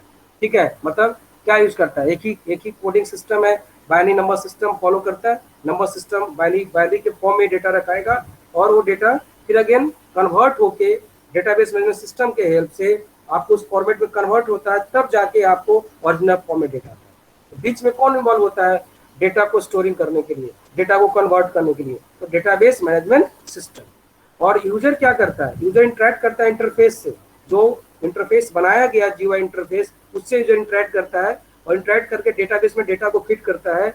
डेटाबेस फिर अगेन जाके फिजिकली स्टोर करता है डेटा हार्डवेयर में, हार्ड डिस्क में। एक काम किसकी होती है, डेटाबेस मैनेजमेंट सिस्टम की, with the help of operating system. Direct नहीं कर सकता क्योंकि database management system is again एक एप्लीकेशन सॉफ्टवेयर है। अब उसको डेटाबेस मैनेजमेंट सिस्टम किसको इंस्ट्रक्शन पास करेगा, ऑपरेटिंग सिस्टम को, और ऑपरेटिंग सिस्टम जो फॉर्मेट में स्टोर करने का होता है वो रिस्पॉन्सिबिलिटी ऑपरेटिंग सिस्टम को होगा और उस फॉर्मेट में जाके डेटा को रखेगा। फिर रिट्रीव करके डेटा हार्डवेयर से कौन देगा, डेटाबेस को तो ऑपरेटिंग सिस्टम ही देगा, जबकि आर्किटेक्चर में ही बताया था। तो ओरिजिनल फॉर्म में थोड़ी डेटा रहता है, तो पता चला कि डेटा रख ही नहीं पाएंगे, एक इमेज रखना है तो थोड़ी एक्चुअल पिक्चर रखिएगा, ये संभव है, उसका बीट्स में कन्वर्ट हो जाता है, बाइनरी डिजिट्स में कन्वर्ट हो जाते हैं और देन जाकर उसका डेटा को स्टोर करता है। जैसे ए लिख रहे हैं तो ये थोड़ी लिखा रहा है, ए के लिए बाइनरी वैल्यू वहाँ लिखा है और उसको स्टोर करके रखे हुए, और रिट्रीव करता है तो फिर अगर कन्वर्ट करके ए में ही मिलता है हम लोग को, ना कि 0-1 के फॉर्म में देता है। तो ये काम तो होता है किसका, ऑपरेटिंग सिस्टम का, एक प्रॉपर इंटरफेस क्रिएट कर दो जिससे कंप्यूटर का हार्डवेयर भी समझ सके और यूजर भी समझ सके। यही तो काम है किसका, ऑपरेटिंग सिस्टम का। आइदर कोई एप्लीकेशन के हेल्प से या ट्रांसलेटर के हेल्प से या इटरेटिव प्रोग्राम के हेल्प से, जिसके हेल्प से आप कम्युनिकेट करो, आपको समझाने का काम कौन करेगा, ऑपरेटिंग सिस्टम करेगा, with the help of application, with the help of command interface, जिसके हेल्प से आप समझ सकते हो। ठीक है, एक काम किसकी होती है, ऑपरेटिंग सिस्टम का। तो ओरिजिनल फॉर्मेट डेटा कभी रखा सकता है, नहीं रखा सकता है, समझ गए बात, हुआ है चीज। Yes sir. चलिए तो आगे बढ़े इसमें अब हम, और कहीं Yes. दिक्कत है पीछे से तो बोलिए। No sir. नहीं ना, तो चलिए स्टार्ट करते हैं प्रोसेस। अब आते हैं मेन बात, मतलब सबके बैक में कौन है, ऑपरेटिंग सिस्टम है। अगर डेटाबेस मैनेजमेंट हो या कोई भी, बिना ऑपरेटिंग सिस्टम का कोई काम नहीं हो सकता। आप पहले भी बता दिए थे, आप भी बताए थे, आप लोग भी बताए थे कि ये है whole and soul of the computer है, ये जब तक नहीं रहेगा तब तक कोई काम होने नहीं जा रहा। अब हम लोग एक मेन बात पे अब आते हैं, कैसे उसको प्रोसेस करता है, कैसे क्या करता है, अब इसकी बात करते हैं। तो पहले आते हैं प्रोसेस क्या है, प्रोसेस, फिर मैनेजमेंट आएंगे, प्रोसेस मैनेजमेंट कैसे होता है, कैसे प्रोसेस को हैंडल करता है, इसकी बात करेंगे आगे जाकर। चलिए सबसे पहले आते हैं व्हाट इज प्रोसेस।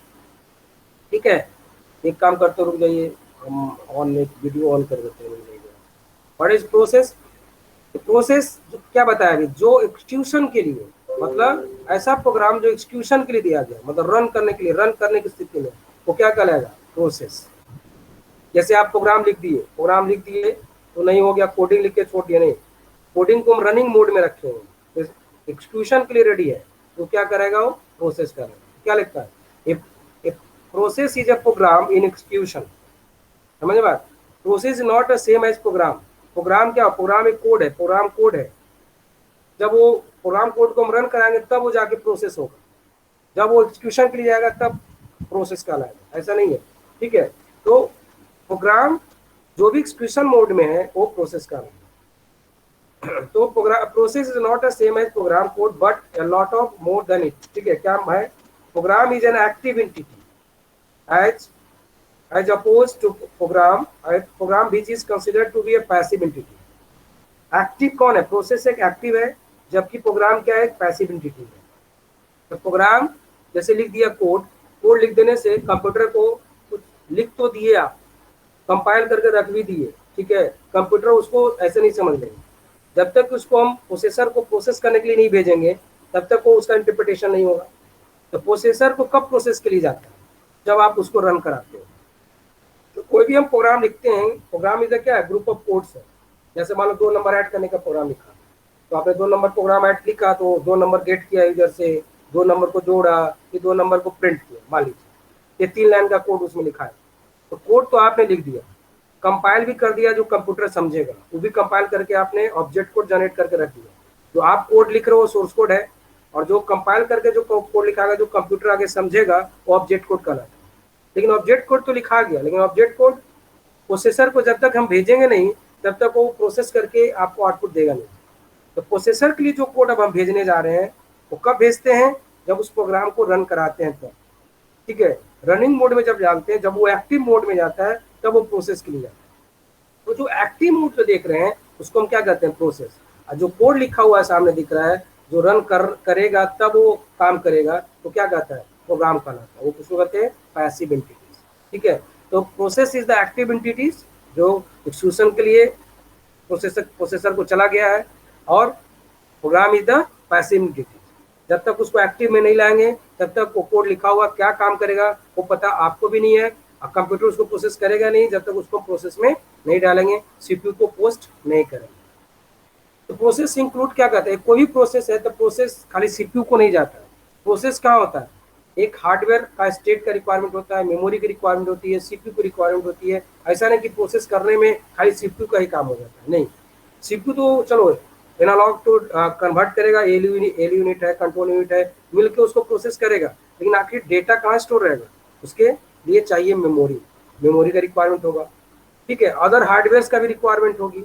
ऐसा नहीं कि खाली सीपीयू और मेमोरी से ही काम हो जाएगा। तो प्रोसेस में more than one devices involve होते हैं, सीपीयू के अलावा मेमोरी एंड अदर डिवाइसेस भी इन्वॉल्व होते हैं। ठीक है, तो कोई भी प्रोग्राम को एक्सक्यूट करते हैं, कोई भी प्रोग्राम को हम रन कराते हैं, और जब वो एक्टिव मोड में आ जाता है तो उसको हम क्या करते हैं, प्रोसेस करते हैं। और प्रोसेस इन्वॉल्व्स क्या करेगा, hardware, different types hardware like memory, CPU, another hardware का रिक्वायरमेंट होती है उसको प्रोसेस करने के लिए, रन कराने के लिए। अब आइए प्रोसेस मेमोरी। प्रोसेस मेमोरी क्या है, प्रोसेस मेमोरी डिवाइड करता है, एक कोई वर्क कोएफिशिएंट सेक्शन में डिवाइड करके, पोस्ट सेक्शन में डिवाइड करके रखता है कौन, प्रोसेस मेमोरी। ठीक है, process memory divided into post section. Process memory का काम क्या होता है, कोई डेटा रखेगा, कोई टेक्स्ट रखेगा, इसे करके कोई अलग अलग, कोई आपका हिप मेमोरी मेंटेन करेगा, कोई स्टैक को मेंटेन करेगा। ये पूरा एक रहता है किसमें, प्रोसेस मेमोरी में। जैसे आपको वेरिएबल बना दिया प्रोग्राम लिखने में, तो जाकर एक स्टैक में स्टोर होता है, देन वहां से डेटा गेट करता है, देन एक काम करता है। ठीक है, डायनेमिकली मेमोरी लोकेट हो रहा है तो हीप मेमोरी को यूज करता है, और हीप मेमोरी में डेटा को लोकेट करता है, वहां से डेटा को रिमूव भी कर सकते हैं। ये सारा मेमोरी की बात आती है। तो प्रोसेस मेमोरी डिफरेंट टाइप के सेक्शंस को यूज करता है। पहला है कौन कौन सा सेक्शन, टेक्स्ट सेक्शन, दूसरा है डेटा सेक्शन, तीसरा है हीप, और चौथा है स्टैक। ये बेसिक 4 सेक्शन को यूज करता है कौन, आपका प्रोसेस। पहला टेक्स्ट सेक्शन। टेक्स्ट सेक्शन क्या रखता है, जो भी कंपाइल कोड है, जो भी बताया कि कोई भी आप प्रोग्राम लिखते हो, ठीक है, कोई भी प्रोग्राम आप लिख रहे हो, तो आप जो प्रोग्राम टाइप कर रहे हो, अदर वो सी लैंग्वेज में हो, अदर वो अदर लैंग्वेज जो भी लिख रहे हैं, जावा में लिख रहे हो, या सी शार्प में लिख रहे हो, या विजुअल बेसिक में लिख रहे हो, या बेसिक में लिख रहे हो, या की बेसिक में लिख रहे हो, वो जो लिख रहे हैं कोड, वो कोड सोर्स कोड कहलाता है। और जब उसको हम ट्रांसलेट करते हैं, कंपाइल करते हैं with the help of compiler, क्योंकि पहले भी जानते हैं कि कोई भी प्रोग्राम हम लिखते हैं, जब तक उसको ट्रांसलेट नहीं करेंगे तब तक कंप्यूटर उसको समझेगा नहीं। तो ट्रांसलेट करने के बाद जो कोड बनता है वो कहलाता है कंपाइल्ड प्रोग्राम कोड, और उसको हम ऑब्जेक्ट कोड भी करते हैं। ठीक है, तो जो कंपाइल्ड प्रोग्राम कोड है वो टेक्स्ट सेक्शन में रखा रहता है, जिसको कि कंप्यूटर समझेगा। जो आप लिखते हो उसको कोड है, कंप्यूटर उसको नहीं समझता। जब तक उसको हम ट्रांसलेट नहीं करेंगे तब तक उसको वो आपका ऑपरेटिंग सिस्टम उसको हार्डवेयर को नहीं भेजेगा उसको प्रोसेस करने का, जब तक वो मशीन कोड में नहीं कन्वर्ट होगा। Object code is human readable नहीं कर सकते हैं, यूजर रीडेबल कोड नहीं होता है, it is a machine readable code. Machine उसको समझ सकते हैं, हम आप उसको नहीं समझ सकते। उसमें सिंबॉलिक रिप्रेजेंटेशन होते हैं, लेकिन हम आप जो लिखते हैं वो सिंपल टेक्स्ट होते हैं। जैसे 2 नंबर ऐड करना, इसलिए सिंपल प्रोग्राम लिख दिया, 2 नंबर गेट करना है तो सी में प्रोग्राम लिख दिया, 4 लाइन का लिख दिया, जो आप समझ सकते हो कि हम क्या कर रहे हैं, ऐड कर रहे हैं कि इनपुट कर रहे हैं कि प्रिंट कर रहे हैं, आप समझ सकते हो। एक कंप्यूटर इसको नहीं समझेगा, जो आप समझ रहे हैं वो सोर्स कोड करना है, और जो कंप्यूटर समझेगा वो कंपाइल्ड प्रोग्राम कोड करना है। तो टेक्स्ट सेक्शन क्या रखता है, it is a made up of compiled program code, है ना, read in form of non volatile storage when the program is launched. मतलब जब आप प्रोग्राम को लॉन्च करेंगे तो ऑब्जेक्ट कोड को जो स्टोर करके रखता है वो आपको नॉन वोलेटाइल मतलब जब तक वो मेमोरी में है, प्रोग्राम रन करा तब तक वो होल्ड करके रखेगा ऑब्जेक्ट को, तो जैसे प्रोग्राम टर्मिनेट होगा देन मेमोरी से वो हट जाएगा। तो कंपाइल्ड प्रोग्राम कोड कहाँ रहता है? टेस्ट सेक्शन में, जिसको कि ऑपरेटिंग सिस्टम वहां से गेट करेगा, हार्डवेयर को भेजेगा प्रोसेस करने के लिए, वो जो रखाएगा प्रोसेस के मेमोरी में वो टेस्ट सेक्शन में रखाएगा। दूसरा है डेटा सेक्शन। इस सेक्शन में क्या रखा था? जितने भी ग्लोबल, स्टैटिक, है ना, जो वेरिएबल्स बनेंगे वो सारा कहाँ डिफाइन किए रहेंगे? Data section. तो क्या लिखा हुआ है? Data section is made up of global and static variable allocated and initialized prior to the execution in the main, executing the main।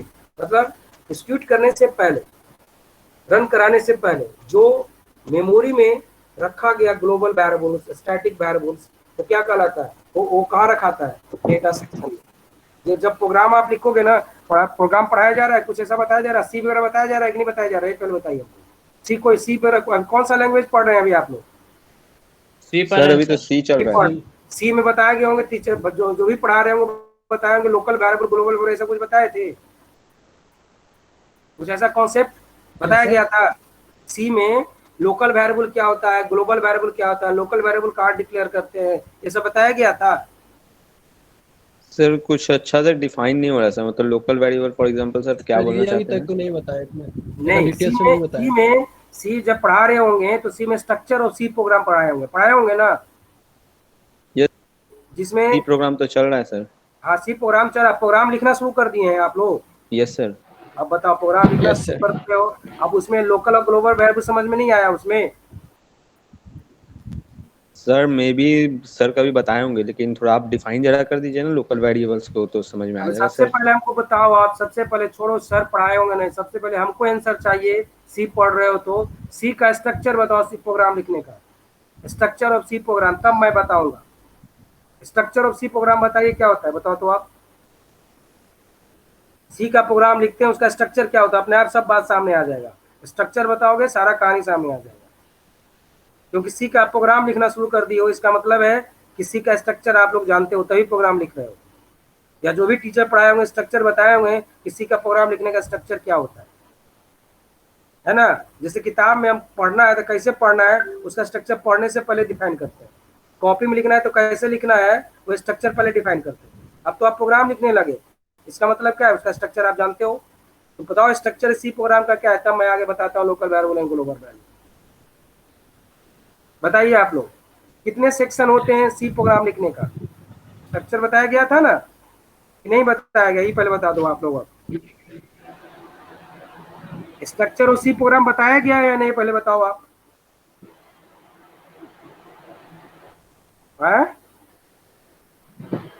नहीं बोल रहे हो जी, कोई भी आवाज नहीं आ रही किन्हीं का। हमने पूछा स्ट्रक्चर ऑफ सी प्रोग्राम बताया गया था, पहले हाँ या ना में जवाब दो। पता नहीं सर। पता नहीं? यस सर, बताया गया था। सबसे ऊपर हैश इंक्लूड stdio.h और उसके बाद void main। हाँ, अब बताओ हैश इंक्लूड जो लिखे उसको सेक्शन का नाम क्या हुआ? सेक्शन का नाम मतलब? हाँ, उस सेक्शन का नाम होगा ना, हैश इंक्लूड लिख के उस सेक्शन का नाम क्या है? Header sir, header file.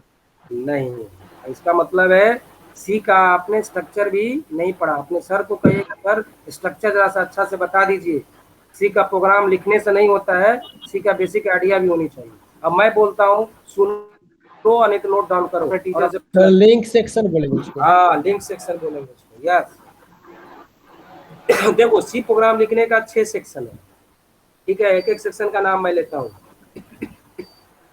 पहला डॉक्यूमेंटेशन सेक्शन, दूसरा लिंक सेक्शन, तीसरा डिफिनीशन सेक्शन, चौथा ग्लोबल डिक्लेरेशन सेक्शन, पांचवा मेन फंक्शन सेक्शन, छठा user defined function section. Total 6 section है सी प्रोग्राम का, जो हम यहाँ डिस्कस कर रहे थे। हमको यहाँ पे अब सामने आ जाएगा ग्लोबल एंड क्या होता है। कौन कौन सेक्शन बताए? पहला, फिर से रिपीट करता हूँ मैं, documentation section. Second, link section. Third, क्या होता है? Definition section. Fourth, global declaration section. देखो ग्लोबल डिक्लेरेशन का बात आ गई यहाँ पे, global declaration section. Fifth, main function section. Main function section में 2 सेक्शन होता है, लोकल डिक्लेरेशन, एग्जीक्यूटेबल स्टेटमेंट्स। जो स्टेटमेंट रन करेंगे वो लिखा जाता है और लोकल वेरिएबल डिक्लेयर किया जाता है। जैसे आप प्रोग्राम लिखते होगे तो जो जो वेरिएबल की जरूरत पड़ती है पहले आप डिक्लेयर करते हो, इंटीजर ए बी लिखते हो तो क्या कहलाए लोकल डिक्लेरेशन सेक्शन। उसके बाद दोनों को जोड़ने का एंट्री करने का प्रोग्राम लिख रहे हैं, स्कैनर प्रिंटफ लिख रहे हैं तो एक्जीक्यूटेबल स्टेटमेंट हो गया। इसके अलावा यूजर डिफाइंड फंक्शन सेक्शन, जो आप अपना फंक्शन जो बनाओगे उसका डिफिनीशन कहाँ दोगे, मेन के नीचे सबसे लास्ट में। मेन का क्लोज करते हैं उसके बाद। तो टोटल सेक्शन कितना हुआ बताइए तो आप लोग फिर से, कितना सेक्शन हुआ? 6 सेक्शन। कौन कौन बताइए? 6 सेक्शन सर, कौन 6 कौन हुआ बताते जाइए, कौन कौन हुआ?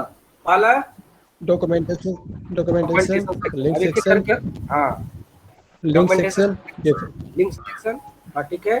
इसके बाद डेफिनेशन सेक्शन, हाँ ग्लोबल डिक्लेरेशन सेक्शन, हाँ ठीक और है। Main function section. Main function कितने पार्ट में? 2 पार्ट में, 2 पार्ट्स में। 2 पार्ट। कौन कौन सा?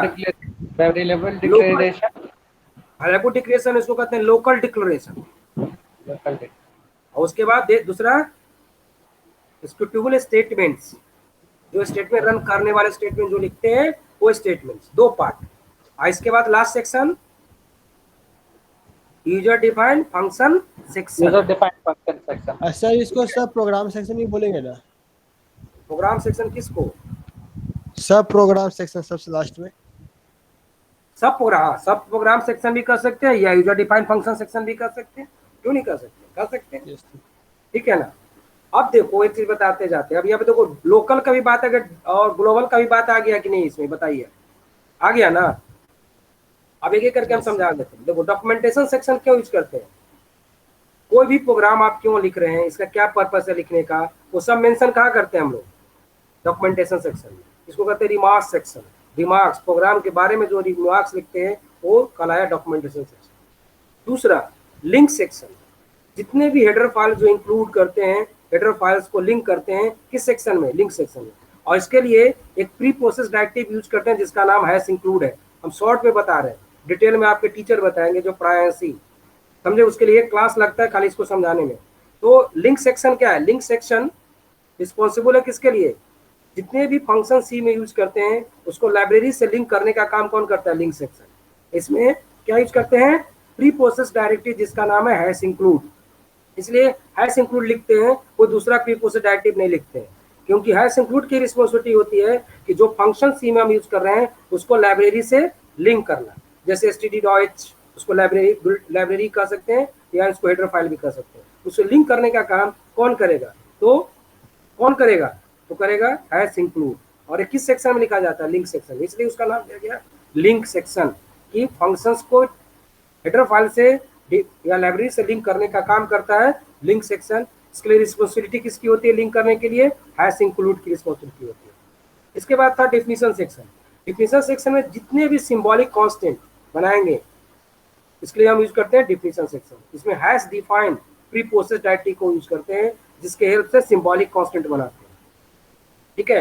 हैश डिफाइंड, देखो आइडेंटिफायर का नाम स्पेस वैल्यू, जैसे हम लिख दिया हैश डिफाइंड A10, A=10 नहीं, A10, A स्पेस 10, ए जहां जहां लिखेंगे वहां पे क्या वैल्यू आएगा, 10 आएगा, समझे। तो उसको कहते हैं सिंबॉलिक कांस्टेंट। ये एक सिंबल बन गया और उसमें कांस्टेंट वैल्यू असाइन कर दिया 10। अब जहां जहां ये यूज करेंगे वहां 10 आ जाएगा, ठीक है। इसलिए नाम दिया गया इसका सिंबॉलिक कांस्टेंट। नेक्स्ट बात करते हैं हम लोग ग्लोबल डिक्लेरेशन सेक्शन, है ना। ग्लोबल डिक्लेरेशन सेक्शन में ऐसे वेरिएबल, ऐसे फंक्शन का डिक्लेरेशन किया जाता है जो मेन में तो यूज होगा ही, मेन के अलावा सब प्रोग्राम सेक्शन के अंदर जो भी फंक्शन है उसको भी यूज कर सके, उसको कहते हैं ग्लोबल डिक्लेरेशन सेक्शन। और उसमें जितने भी वेरिएबल डिक्लेयर करते हैं वो ग्लोबल वेरिएबल होते हैं। ग्लोबल वेरिएबल और लोकल वेरिएबल से क्या डिफरेंस हुआ, ग्लोबल वो ग्लोबली एक्सेस होगा, मतलब एक जगह डिफाइन करेंगे मेन के ऊपर, सारे फंक्शन के बाहर डिक्लेयर करेंगे और सारे फंक्शन में वो यूज होगा, है ना। मेन में भी यूज होगा, ABC मान लो फंक्शन उसमें भी होगा, टेस्ट फंक्शन उसमें भी हो जाएगा, सभी जगह यूज होगा। वो वेरिएबल को क्या कहेंगे, ग्लोबल वेरिएबल। समझ में बात, इसको पब्लिक वेरिएबल भी कहते हैं, जो सारा फंक्शन उसको एक्सेस करेगा, यूज करेगा, इसलिए उसको पब्लिक वेरिएबल भी कहते हैं, उसको ग्लोबल वेरिएबल भी कहते हैं। जैसे एग्जांपल हो public place and local place, public place access by all, local place जो परमिशन देगा एक्सेस करने के, उसी एरिया का एक्सेस करेगा, दूसरा कोई एक्सेस नहीं कर सकता, मतलब लिमिटेड एक्सेस है उसका, न कि सभी लोग उसको एक्सेस कर सकते हैं, तो उसको कहेंगे लोकल प्लेस। उसी तरह कहेंगे उसको लोकल वेरिएबल। अब पब्लिक वेरिएबल क्या कहलाए, एक्सेस बाई ऑल, मतलब मोर देन वन प्रोग्राम में मोर देन वन फंक्शन उसको एक्सेस कर सकता है, तो क्या कहलाएगा आपको, वो कहलाएगा ग्लोबल वेरिएबल्स। और मेन सेक्शन के अंदर जो वेरिएबल हम डिक्लेयर करते हैं वो वेरिएबल क्या कहलाएंगे, local variables. Local variable locally सिर्फ उसी फंक्शन यूज होगा, उसके बाहर यूज नहीं हो सकता, उसको कहते हैं, क्या कहते हैं, लोकल वेरिएबल। मतलब लोकली जिस सेक्शन में डिफाइन किया गया उसी सेक्शन में यूज होगा, उससे बाहर ही नहीं यूज होगा। जैसे मेन में डिफाइन किया गया तो सिर्फ मेन में यूज होगा, मेन से बाहर वाला फंक्शन उसको यूज नहीं कर सकता, इसको क्या कहेंगे, लोकल वेरिएबल। समझे या ना समझे, लोकल और ग्लोबल वेरिएबल में क्या डिफरेंस हुआ, जो भी पूछ रहे थे सर लोकल वेरिएबल और ग्लोबल वेरिएबल समझा दीजिए। तो लोकल और ग्लोबल वेरिएबल में क्या डिफरेंस हुआ, global variable access by all, मतलब एक्सेस फॉर ऑल हो जाएगा सर, हाँ, सारा ग्लोबल वेरिएबल। और लोकल वेरिएबल में सर एक्सेस स्पेसिफिक पीपल्स को ही होगा, हाँ, जिस फंक्शन के अंदर डिक्लेयर किया गया उसी के अंदर यूज होगा, है ना, उसके बाहर यूज नहीं होगा। अब ग्लोबल वेरिएबल क्या होगा, जिस ग्लोबल वेरिएबल हो जाएगा सर एक्सेस फॉर ऑल हो जाएगा sir, everyone can use every can access, मतलब हाँ, जैसे एक प्रोग्राम में मान लो 4 फंक्शन लिखा हुआ है तो चारों फंक्शन उसको यूज कर सकता है। समझे कि नहीं समझे? जी सर समझ गया, क्लियर हो गया चीज।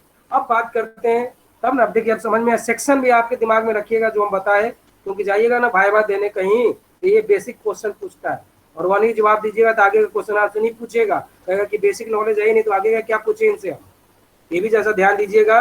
और अपने जो सर पढ़ाए हैं सी, उनको कहेगा सर जरा सा सेक्शन पढ़ा दीजिए, सी का सेक्शन को एक्सप्लेन कर दीजिए बेटर वे से, हम उसको शॉर्टकट तरीका में एक्सप्लेन कर दिए, समझे। अब आते हैं मेन पॉइंट्स पे आते हैं। देखो प्रोसेस में अभी क्या दिखा रहा था कि जितने भी डेटा सेक्शन में, जितने डेटा सेक्शन में कौन आएगा, जितना भी ग्लोबल वेरिएबल और स्टैटिक वेरिएबल जितने भी होंगे कहाँ चला जाएगा, डेटा सेक्शन में। अब ग्लोबल वेरिएबल समझ गए क्या हुआ, जितना भी मेन के ऊपर जो वेरिएबल बनाए सी में, वो सब कहाँ चला जाएगा, डेटा सेक्शन में। और वो वेरिएबल क्या होगा, मोर देन एक प्रोग्राम के अंदर जितने भी फंक्शन है सब में उसका यूज होगा, तो कहलाएगा डेटा सेक्शन। तो मेमोरी में टेस्ट सेक्शन में कंपाइल्ड कोड रखा था, डेटा सेक्शन में क्या रखा था है, ग्लोबल एंड स्टैटिक वेरिएबल रखा था। स्टैटिक वेरिएबल ये ग्लोबल वेरिएबल की तरह ही काम करता है, इसलिए वो भी वेरिएबल कहाँ लिखाता है, डेटा सेक्शन में पढ़ाया जाएगा। सी पढ़िएगा तो स्टैटिक वेरिएबल क्या है वो आपको इजीली अच्छे तरीके से समझाया जाएगा कि स्टैटिक वेरिएबल क्या है, क्योंकि जो भी आप वेरिएबल डिक्लेयर कर रहे हो वो क्या कहलाता है, ऑटोमेटिक वेरिएबल कहलाता है। जैसे इंट ए लिखते हैं तो बाय डिफॉल्ट उसका स्टोरेज क्लास होता है ऑटो, तो पढ़ाएंगे आपको सर जो भी सी पढ़ा रहे हैं वो में स्टोरेज क्लास पढ़ाएंगे, तो उसमें एक स्टैटिक स्टोरेज क्लास पढ़ाएंगे, तब आपको स्टैटिक वेरिएबल और अच्छा से समझा देंगे। स्टोरेज क्लास पढ़ाएंगे 4 तरह का होता है, ऑटो, स्टैटिक, एक्सटर्न, रजिस्टर। जब भी पढ़ाएंगे ना तब जाके स्टैटिक वेरिएबल का क्या यूज है और ज्यादा क्लियर होगा। ये अभी हम समझा देते हैं कि जस्ट लाइक ग्लोबल वेरिएबल की तरह ही काम करता है कौन, आपका स्टैटिक वेरिएबल्स। और ये कहाँ स्टोर होता है, प्रोसेस मेमोरी के डेटा सेक्शन में। इसके बाद है हीप। हीप किस लिए यूज किया जाता है, मेमोरी का लोकेशन 2 तरह से होता है, एक डायनेमिक और दूसरा स्टैटिक। जहाँ पे डायनेमिक मेमोरी का लोकेशन होता है वहाँ पे हीप मेमोरी की जरूरत होती है। और हीप मेमोरी के सबसे बड़ा बेनिफिट क्या होता है कि डायनेमिकली मेमोरी एलोकेट होगा रन टाइम के समय, और उसको डीएलोकेट भी कर सकते हैं रन टाइम के समय। ये बेनिफिट देता है कौन, आपका हीप मेमोरी। इसका यूज कहाँ पे होता है, जब सी में आप पढ़िएगा डायनेमिक मेमोरी एलोकेशन पढ़ाया जाएगा, उसमें लिंक लिस्ट पढ़ाया जाएगा, ये सब में इसकी जरूरत पड़ती है हीप मेमोरी। तो जहाँ पे डायनेमिक मेमोरी लोकेशन, जिसे पॉइंटर पढ़ाया जाएगा आपको, तो पॉइंटर में डायनेमिक मेमोरी लोकेट करना आपको बताया जाएगा, जिसमें सी में फंक्शन यूज किया जाता है मेलॉक, केलॉक, रीएलॉक, और उसको फ्री करने के लिए फ्री फंक्शन, फ्री अलॉक, हाँ फ्री होता है। और C++ में होता है न्यू, एलोकेट करने के लिए, फ्री करने के लिए डिलीट होता है। ये सारा फंक्शन है, ये सारा स्टेटमेंट, ये सारा कीवर्ड्स है यूज किए जाते हैं किसके लिए, डायनेमिक मेमोरी एलोकेट करने के लिए। मतलब डायनेमिक करने का मतलब क्या हुआ, जब प्रोग्राम रन करेगा तब मेमोरी का लोकेशन होगा, तो कहलाता है डायनेमिक। और जब कंपाइल करते समय मेमोरी का लोकेशन होगा उसको कहते हैं स्टैटिक मेमोरी लोकेशन। जैसे आपको एरे पढ़ाया जाएगा, तो एरे में जो मेमोरी लोकेशन होगा वो स्टैटिक मेमोरी लोकेशन होगा। लेकिन जैसे हम यहाँ पे डायनेमिक मेमोरी, जैसे लिंक लिस्ट पढ़ाया जाएगा, वहाँ जो मेमोरी लोकेशन होगा वो डायनेमिक होगा, ठीक है, वो हीप मेमोरी को यूज करेगा। और जहाँ पे कहते हैं कि स्टैटिक मेमोरी की बात आती है वहाँ पे स्टैक को यूज करता है, ठीक है। तो हीप मेमोरी होता है डायनेमिक के लिए और स्टैक यूज करता है फॉर किसके लिए, तो आपका स्टैटिक के लिए, ठीक है। तो स्टैक में जितने भी लोकल वेरिएबल्स जो डिक्लेयर करते हैं, है ना, वो सारा डिक्लेरेशन कहा जाता है स्टैक के अंदर। जैसे मान लो इंट ए, इंट बी, ये सब बनाया वेरिएबल, ये कहाँ रखता है, एक स्टैक बनाकर वो डेटा वो वेरिएबल को वहाँ रख देता है, और जो भी वैल्यू स्टोर करते हैं वो जाके वहाँ स्टोर कर देता है। तो मेमोरी में प्रोसेस जब किसी कोई प्रोग्राम को रन कराते हैं, रन करा के जब एक्टिव हो गया, तो उस केस में मेमोरी प्रोसेस मेमोरी में क्या क्या रखाता है, जितने भी कंपाइल कोड है वो टेक्स्ट सेक्शन में चला जाता है, global and static variable data section में चला जाता है, डायनेमिक मेमोरी एलोकेट करेंगे तो हीप मेमोरी को यूज करके डायनेमिक मेमोरी एलोकेट करेगा, और जितने भी लोकल वेरिएबल है ना वो कहाँ चला जाता है, स्टैक में। तो लोकल मेमोरी यूज करता है किसको, स्टैक को। स्टैक आप जानते भी होंगे, स्टैक का कॉन्सेप्ट भी मालूम होगा कि स्टैक जहाँ पे लास्ट इन फर्स्ट आउट का कॉन्सेप्ट आता है, जो पहले इन हुआ बाद में आउट हो, जो लास्ट में इन हुआ पहले आउट हो, जहाँ पे ऐसा कॉन्सेप्ट मिलता है उसको कहते हैं स्टैक मेमोरी। तो जितने भी लोकल वेरिएबल होते हैं वो कहाँ स्टोर होते हैं, स्टैक मेमोरी में स्टोर होते हैं, जो कि आगे इसका कॉन्सेप्ट पढ़ना भी है, डेटा स्ट्रक्चर पढ़िएगा सी में, स्टैक क्या होता है, क्यू क्या होता है, आगे जाके पढ़ना भी है। तो देखिए ये 4 सेक्शन आपके यहाँ क्लियर हो गया। तो स्टैक में क्या रखा है, लोकल वेरिएबल। हीप में क्या हुआ, डायनेमिक मेमोरी लोकेट करेंगे तो उस समय जो वेरिएबल होगा वो हीप में चला जाएगा। डेटा सेक्शन में क्या जाएगा, जितने भी ग्लोबल एंड स्टैटिक वेरिएबल हो वो डेटा का सेक्शन में चला जाएगा। और टेस्ट सेक्शन में क्या आएगा, कोई भी प्रोग्राम का जो कंपाइल करने के बाद जो ऑब्जेक्ट कोड बनता है, जो जैसे सी में आप कंपाइल किए प्रोग्राम, जैसे मान लो आपने एक फाइल का नाम दिया abc.c, तो जब कंपाइल करते हैं ना तो उसका एक्सटेंशन हो जाता है abc.obj। सी भी रहेगा क्योंकि आप सोर्स कोड का एक्सटेंशन सी रहता है, लेकिन जैसे ही कंपाइल करते हैं उसका एक्सटेंशन क्या हो जाता है, obj। तो obj इधर क्या कहलाता है, ऑब्जेक्ट फाइल, कंपाइल्ड कोड जो मशीन समझेगा। कौन भेजेगा मशीन को, हार्डवेयर को कौन भेजेगा, ऑपरेटिंग सिस्टम, और उसको प्रोसेस करके देगा वो। तो वो जो ऑब्जेक्ट कोड है वो कहाँ लिखाएगा, कहाँ रखाता है, टेस्ट सेक्शन। तो प्रोसेस के जो मेमोरी होते हैं वो 4 सेक्शन में डिवाइडेड होते हैं। जो भी प्रोग्राम हम रन कराते हैं, जैसा प्रोग्राम में लिखा गया कोड उसके बेसिस पे, जैसा वेरिएबल बनाया गया उसके बेसिस पे प्रोसेस मेमोरी में वेरिएबल का लोकेशन करके देन काम करता है। ये काम करता है प्रोसेस में। तो समझ में आ गया प्रोसेस क्या है, अब प्रोसेस मेमोरी क्या है। प्रोसेस मेमोरी क्या किया, वेरिएबल को, कंपाइल्ड कोड को होल्ड करके रखने का काम कौन करेगा, प्रोसेस मेमोरी। क्योंकि प्रोसेस जब करेगा तो डायरेक्ट तो करेगा नहीं, मेमोरी में सारी इंफॉर्मेशन को रखेगा, तब जाएगा सीपीयू को इंस्ट्रक्शन, देन प्रोसेस करेगा। इसकी जरूरत पड़ जाती है प्रोसेस मेमोरी की।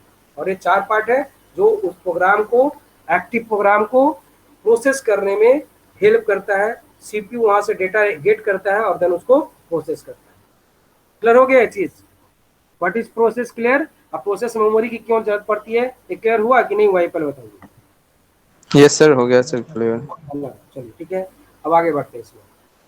अब पाइए प्रोसेस का स्टेट है ना, डिफरेंट प्रोसेस स्टेट। प्रोसेस का स्टेट क्या क्या आता है, प्रोसेस का स्टेट क्या है, new state, ready state, running state, waiting state and terminated state.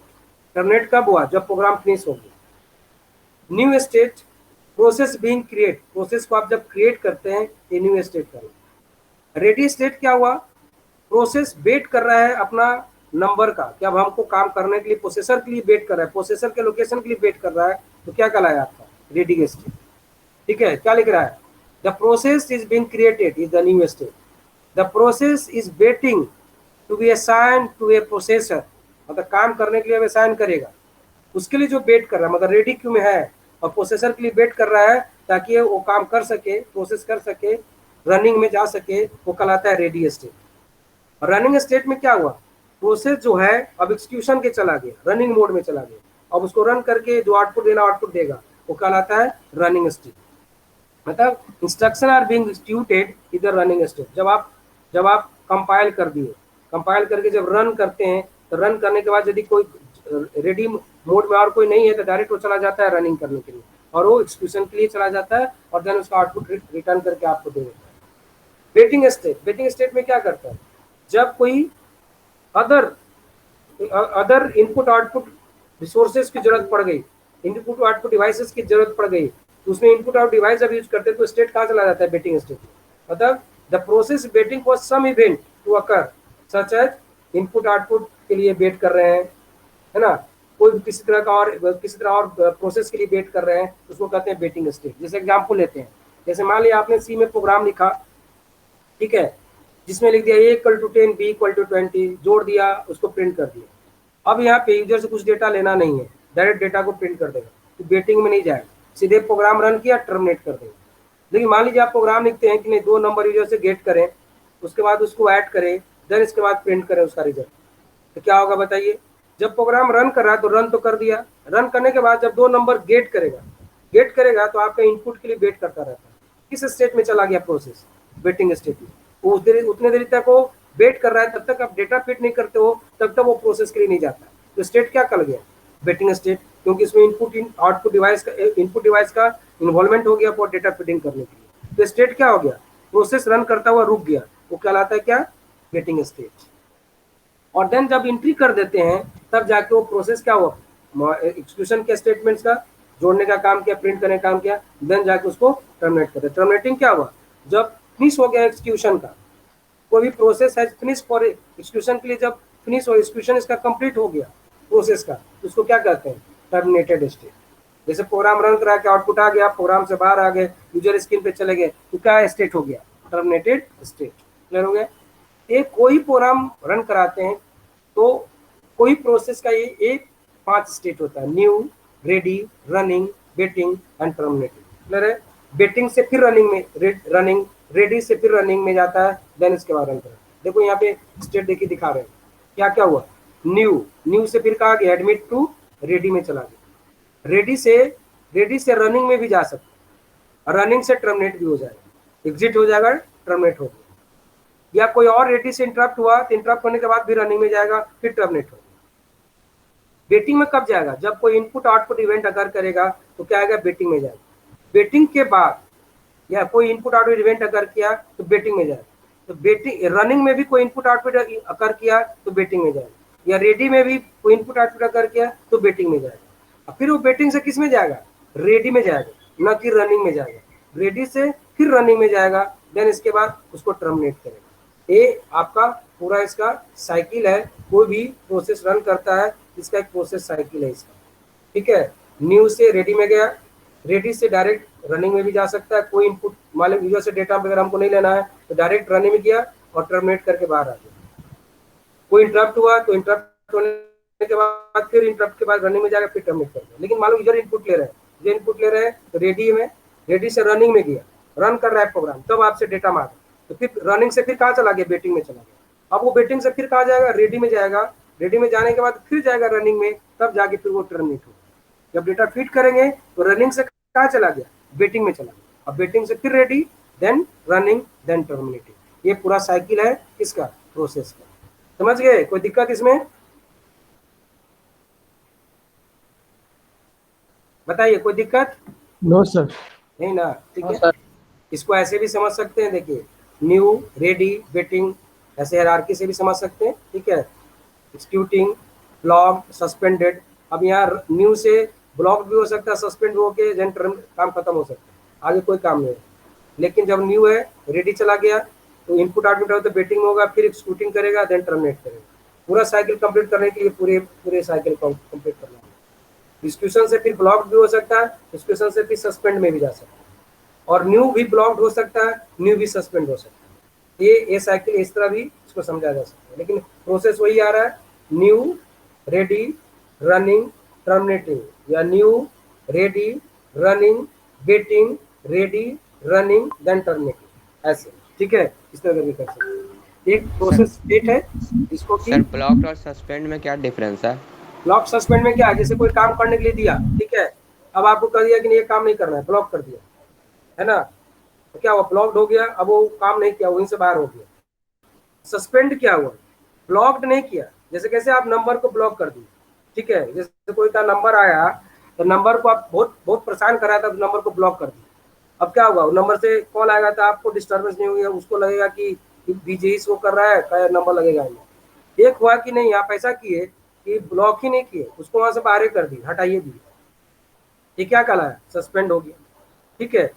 तो एक्सिक्यूशन में भी कोई प्रोग्राम रन कर रहा है, एक्सिक्यूटिंग प्रोसेस में भी ब्लॉक में जा सकता है, या नया के साथ ही ब्लॉक में जा सकता है, या सस्पेंड में जा सकता है। समझ में बात, दोनों में डिफरेंस है।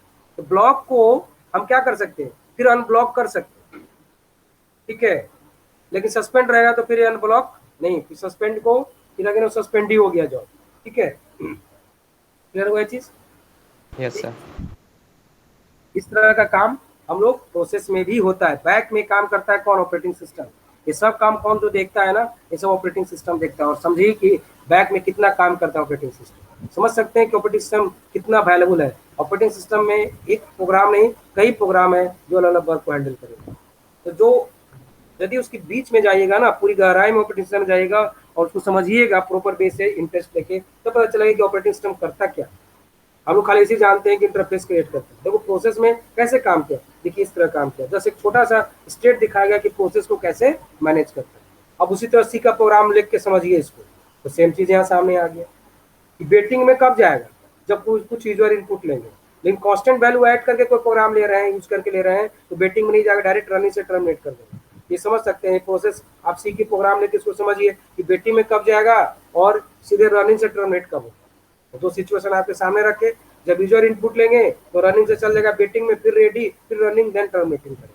लेकिन जब कांस्टेंट वैल्यू इनिशियलाइज करके हम कोई काम कर रहे हैं, यूजर से इनपुट ले रहे हैं, तो वेटिंग में जाएगा नहीं, रनिंग से डायरेक्ट वो एग्जिट करेगा, टर्मिनेट कर देगा। समझ गए। तो प्रोग्राम को कंपेयर करके समझिएगा ना, तो फिगर को याद रखने की फिर हमको जरूरत नहीं पड़ेगी। नहीं, कुछ ऐसा ही होता है ना, सी में रन कराते तो ऐसा ही होता होगा बैक में, जैसा यहाँ फिगर दिख रहा है। Yes sir. ठीक है, तो चलिए आगे। अब आगे नेक्स्ट क्लास में हम लोग डिस्कस करेंगे पीसीबी। इसका भी बहुत बड़ा वैल्यू है, प्रोसेस कंट्रोल ब्लॉक। ये भी हम लोग आगे डिस्कस करेंगे, अभी छोड़ देते हैं, अभी इसको इंट्रोडक्शन भी नहीं देते हैं, इसका इंट्रोडक्शन नेक्स्ट क्लास में। ठीक है, ठीक है सर। अभी हम देख रहे हैं कि विद्यार्थी, इसमें विद्यार्थी कम हो जाते हैं। तो इतने ही विद्यार्थी हैं क्या जी? 11 से 12 ही विद्यार्थी क्लास करते हैं क्या? नो सर, 22-23 के आसपास। तो हमें लगता है कि पढ़ने में इंटरेस्ट नहीं है, और मैं चाहूंगा कॉलेज मैनेजमेंट से कि जो विद्यार्थी नहीं ज्वाइन करे उनके लिए कार्रवाई करे। ऐसा नहीं होगा पढ़ाए कि 10-11 विद्यार्थी पढ़ रहे हैं और मैं पढ़ाऊंगा। ऐसे करूँगा तो मैं क्लास लेने वाला नहीं हूँ। मैं इंस्टीट्यूशन को भी कहूँगा कि मेरा क्लास स्टॉप कर दो। पूरी विद्यार्थी को प्रॉपर पढ़नी चाहिए। हम यहाँ पे रेडी है समझाने के लिए। कोई दिक्कत हो आप पूछो, 1000 बार पूछो, पूछ रहे हो बता रहे। सर तो वो लोग छोड़ रहे हैं सर, तो उसकी वजह से हम लोग के अफेक्टेड क्यों बना रहे हैं सर आप? नहीं, तो इसलिए छोड़ रहे हैं, तो उसके लिए मैं वार्निंग दिलवा देता हूँ कि उन लोग भी ज्वाइन करें। समझ में बात? इससे क्या होगा, फायदा क्या होगा?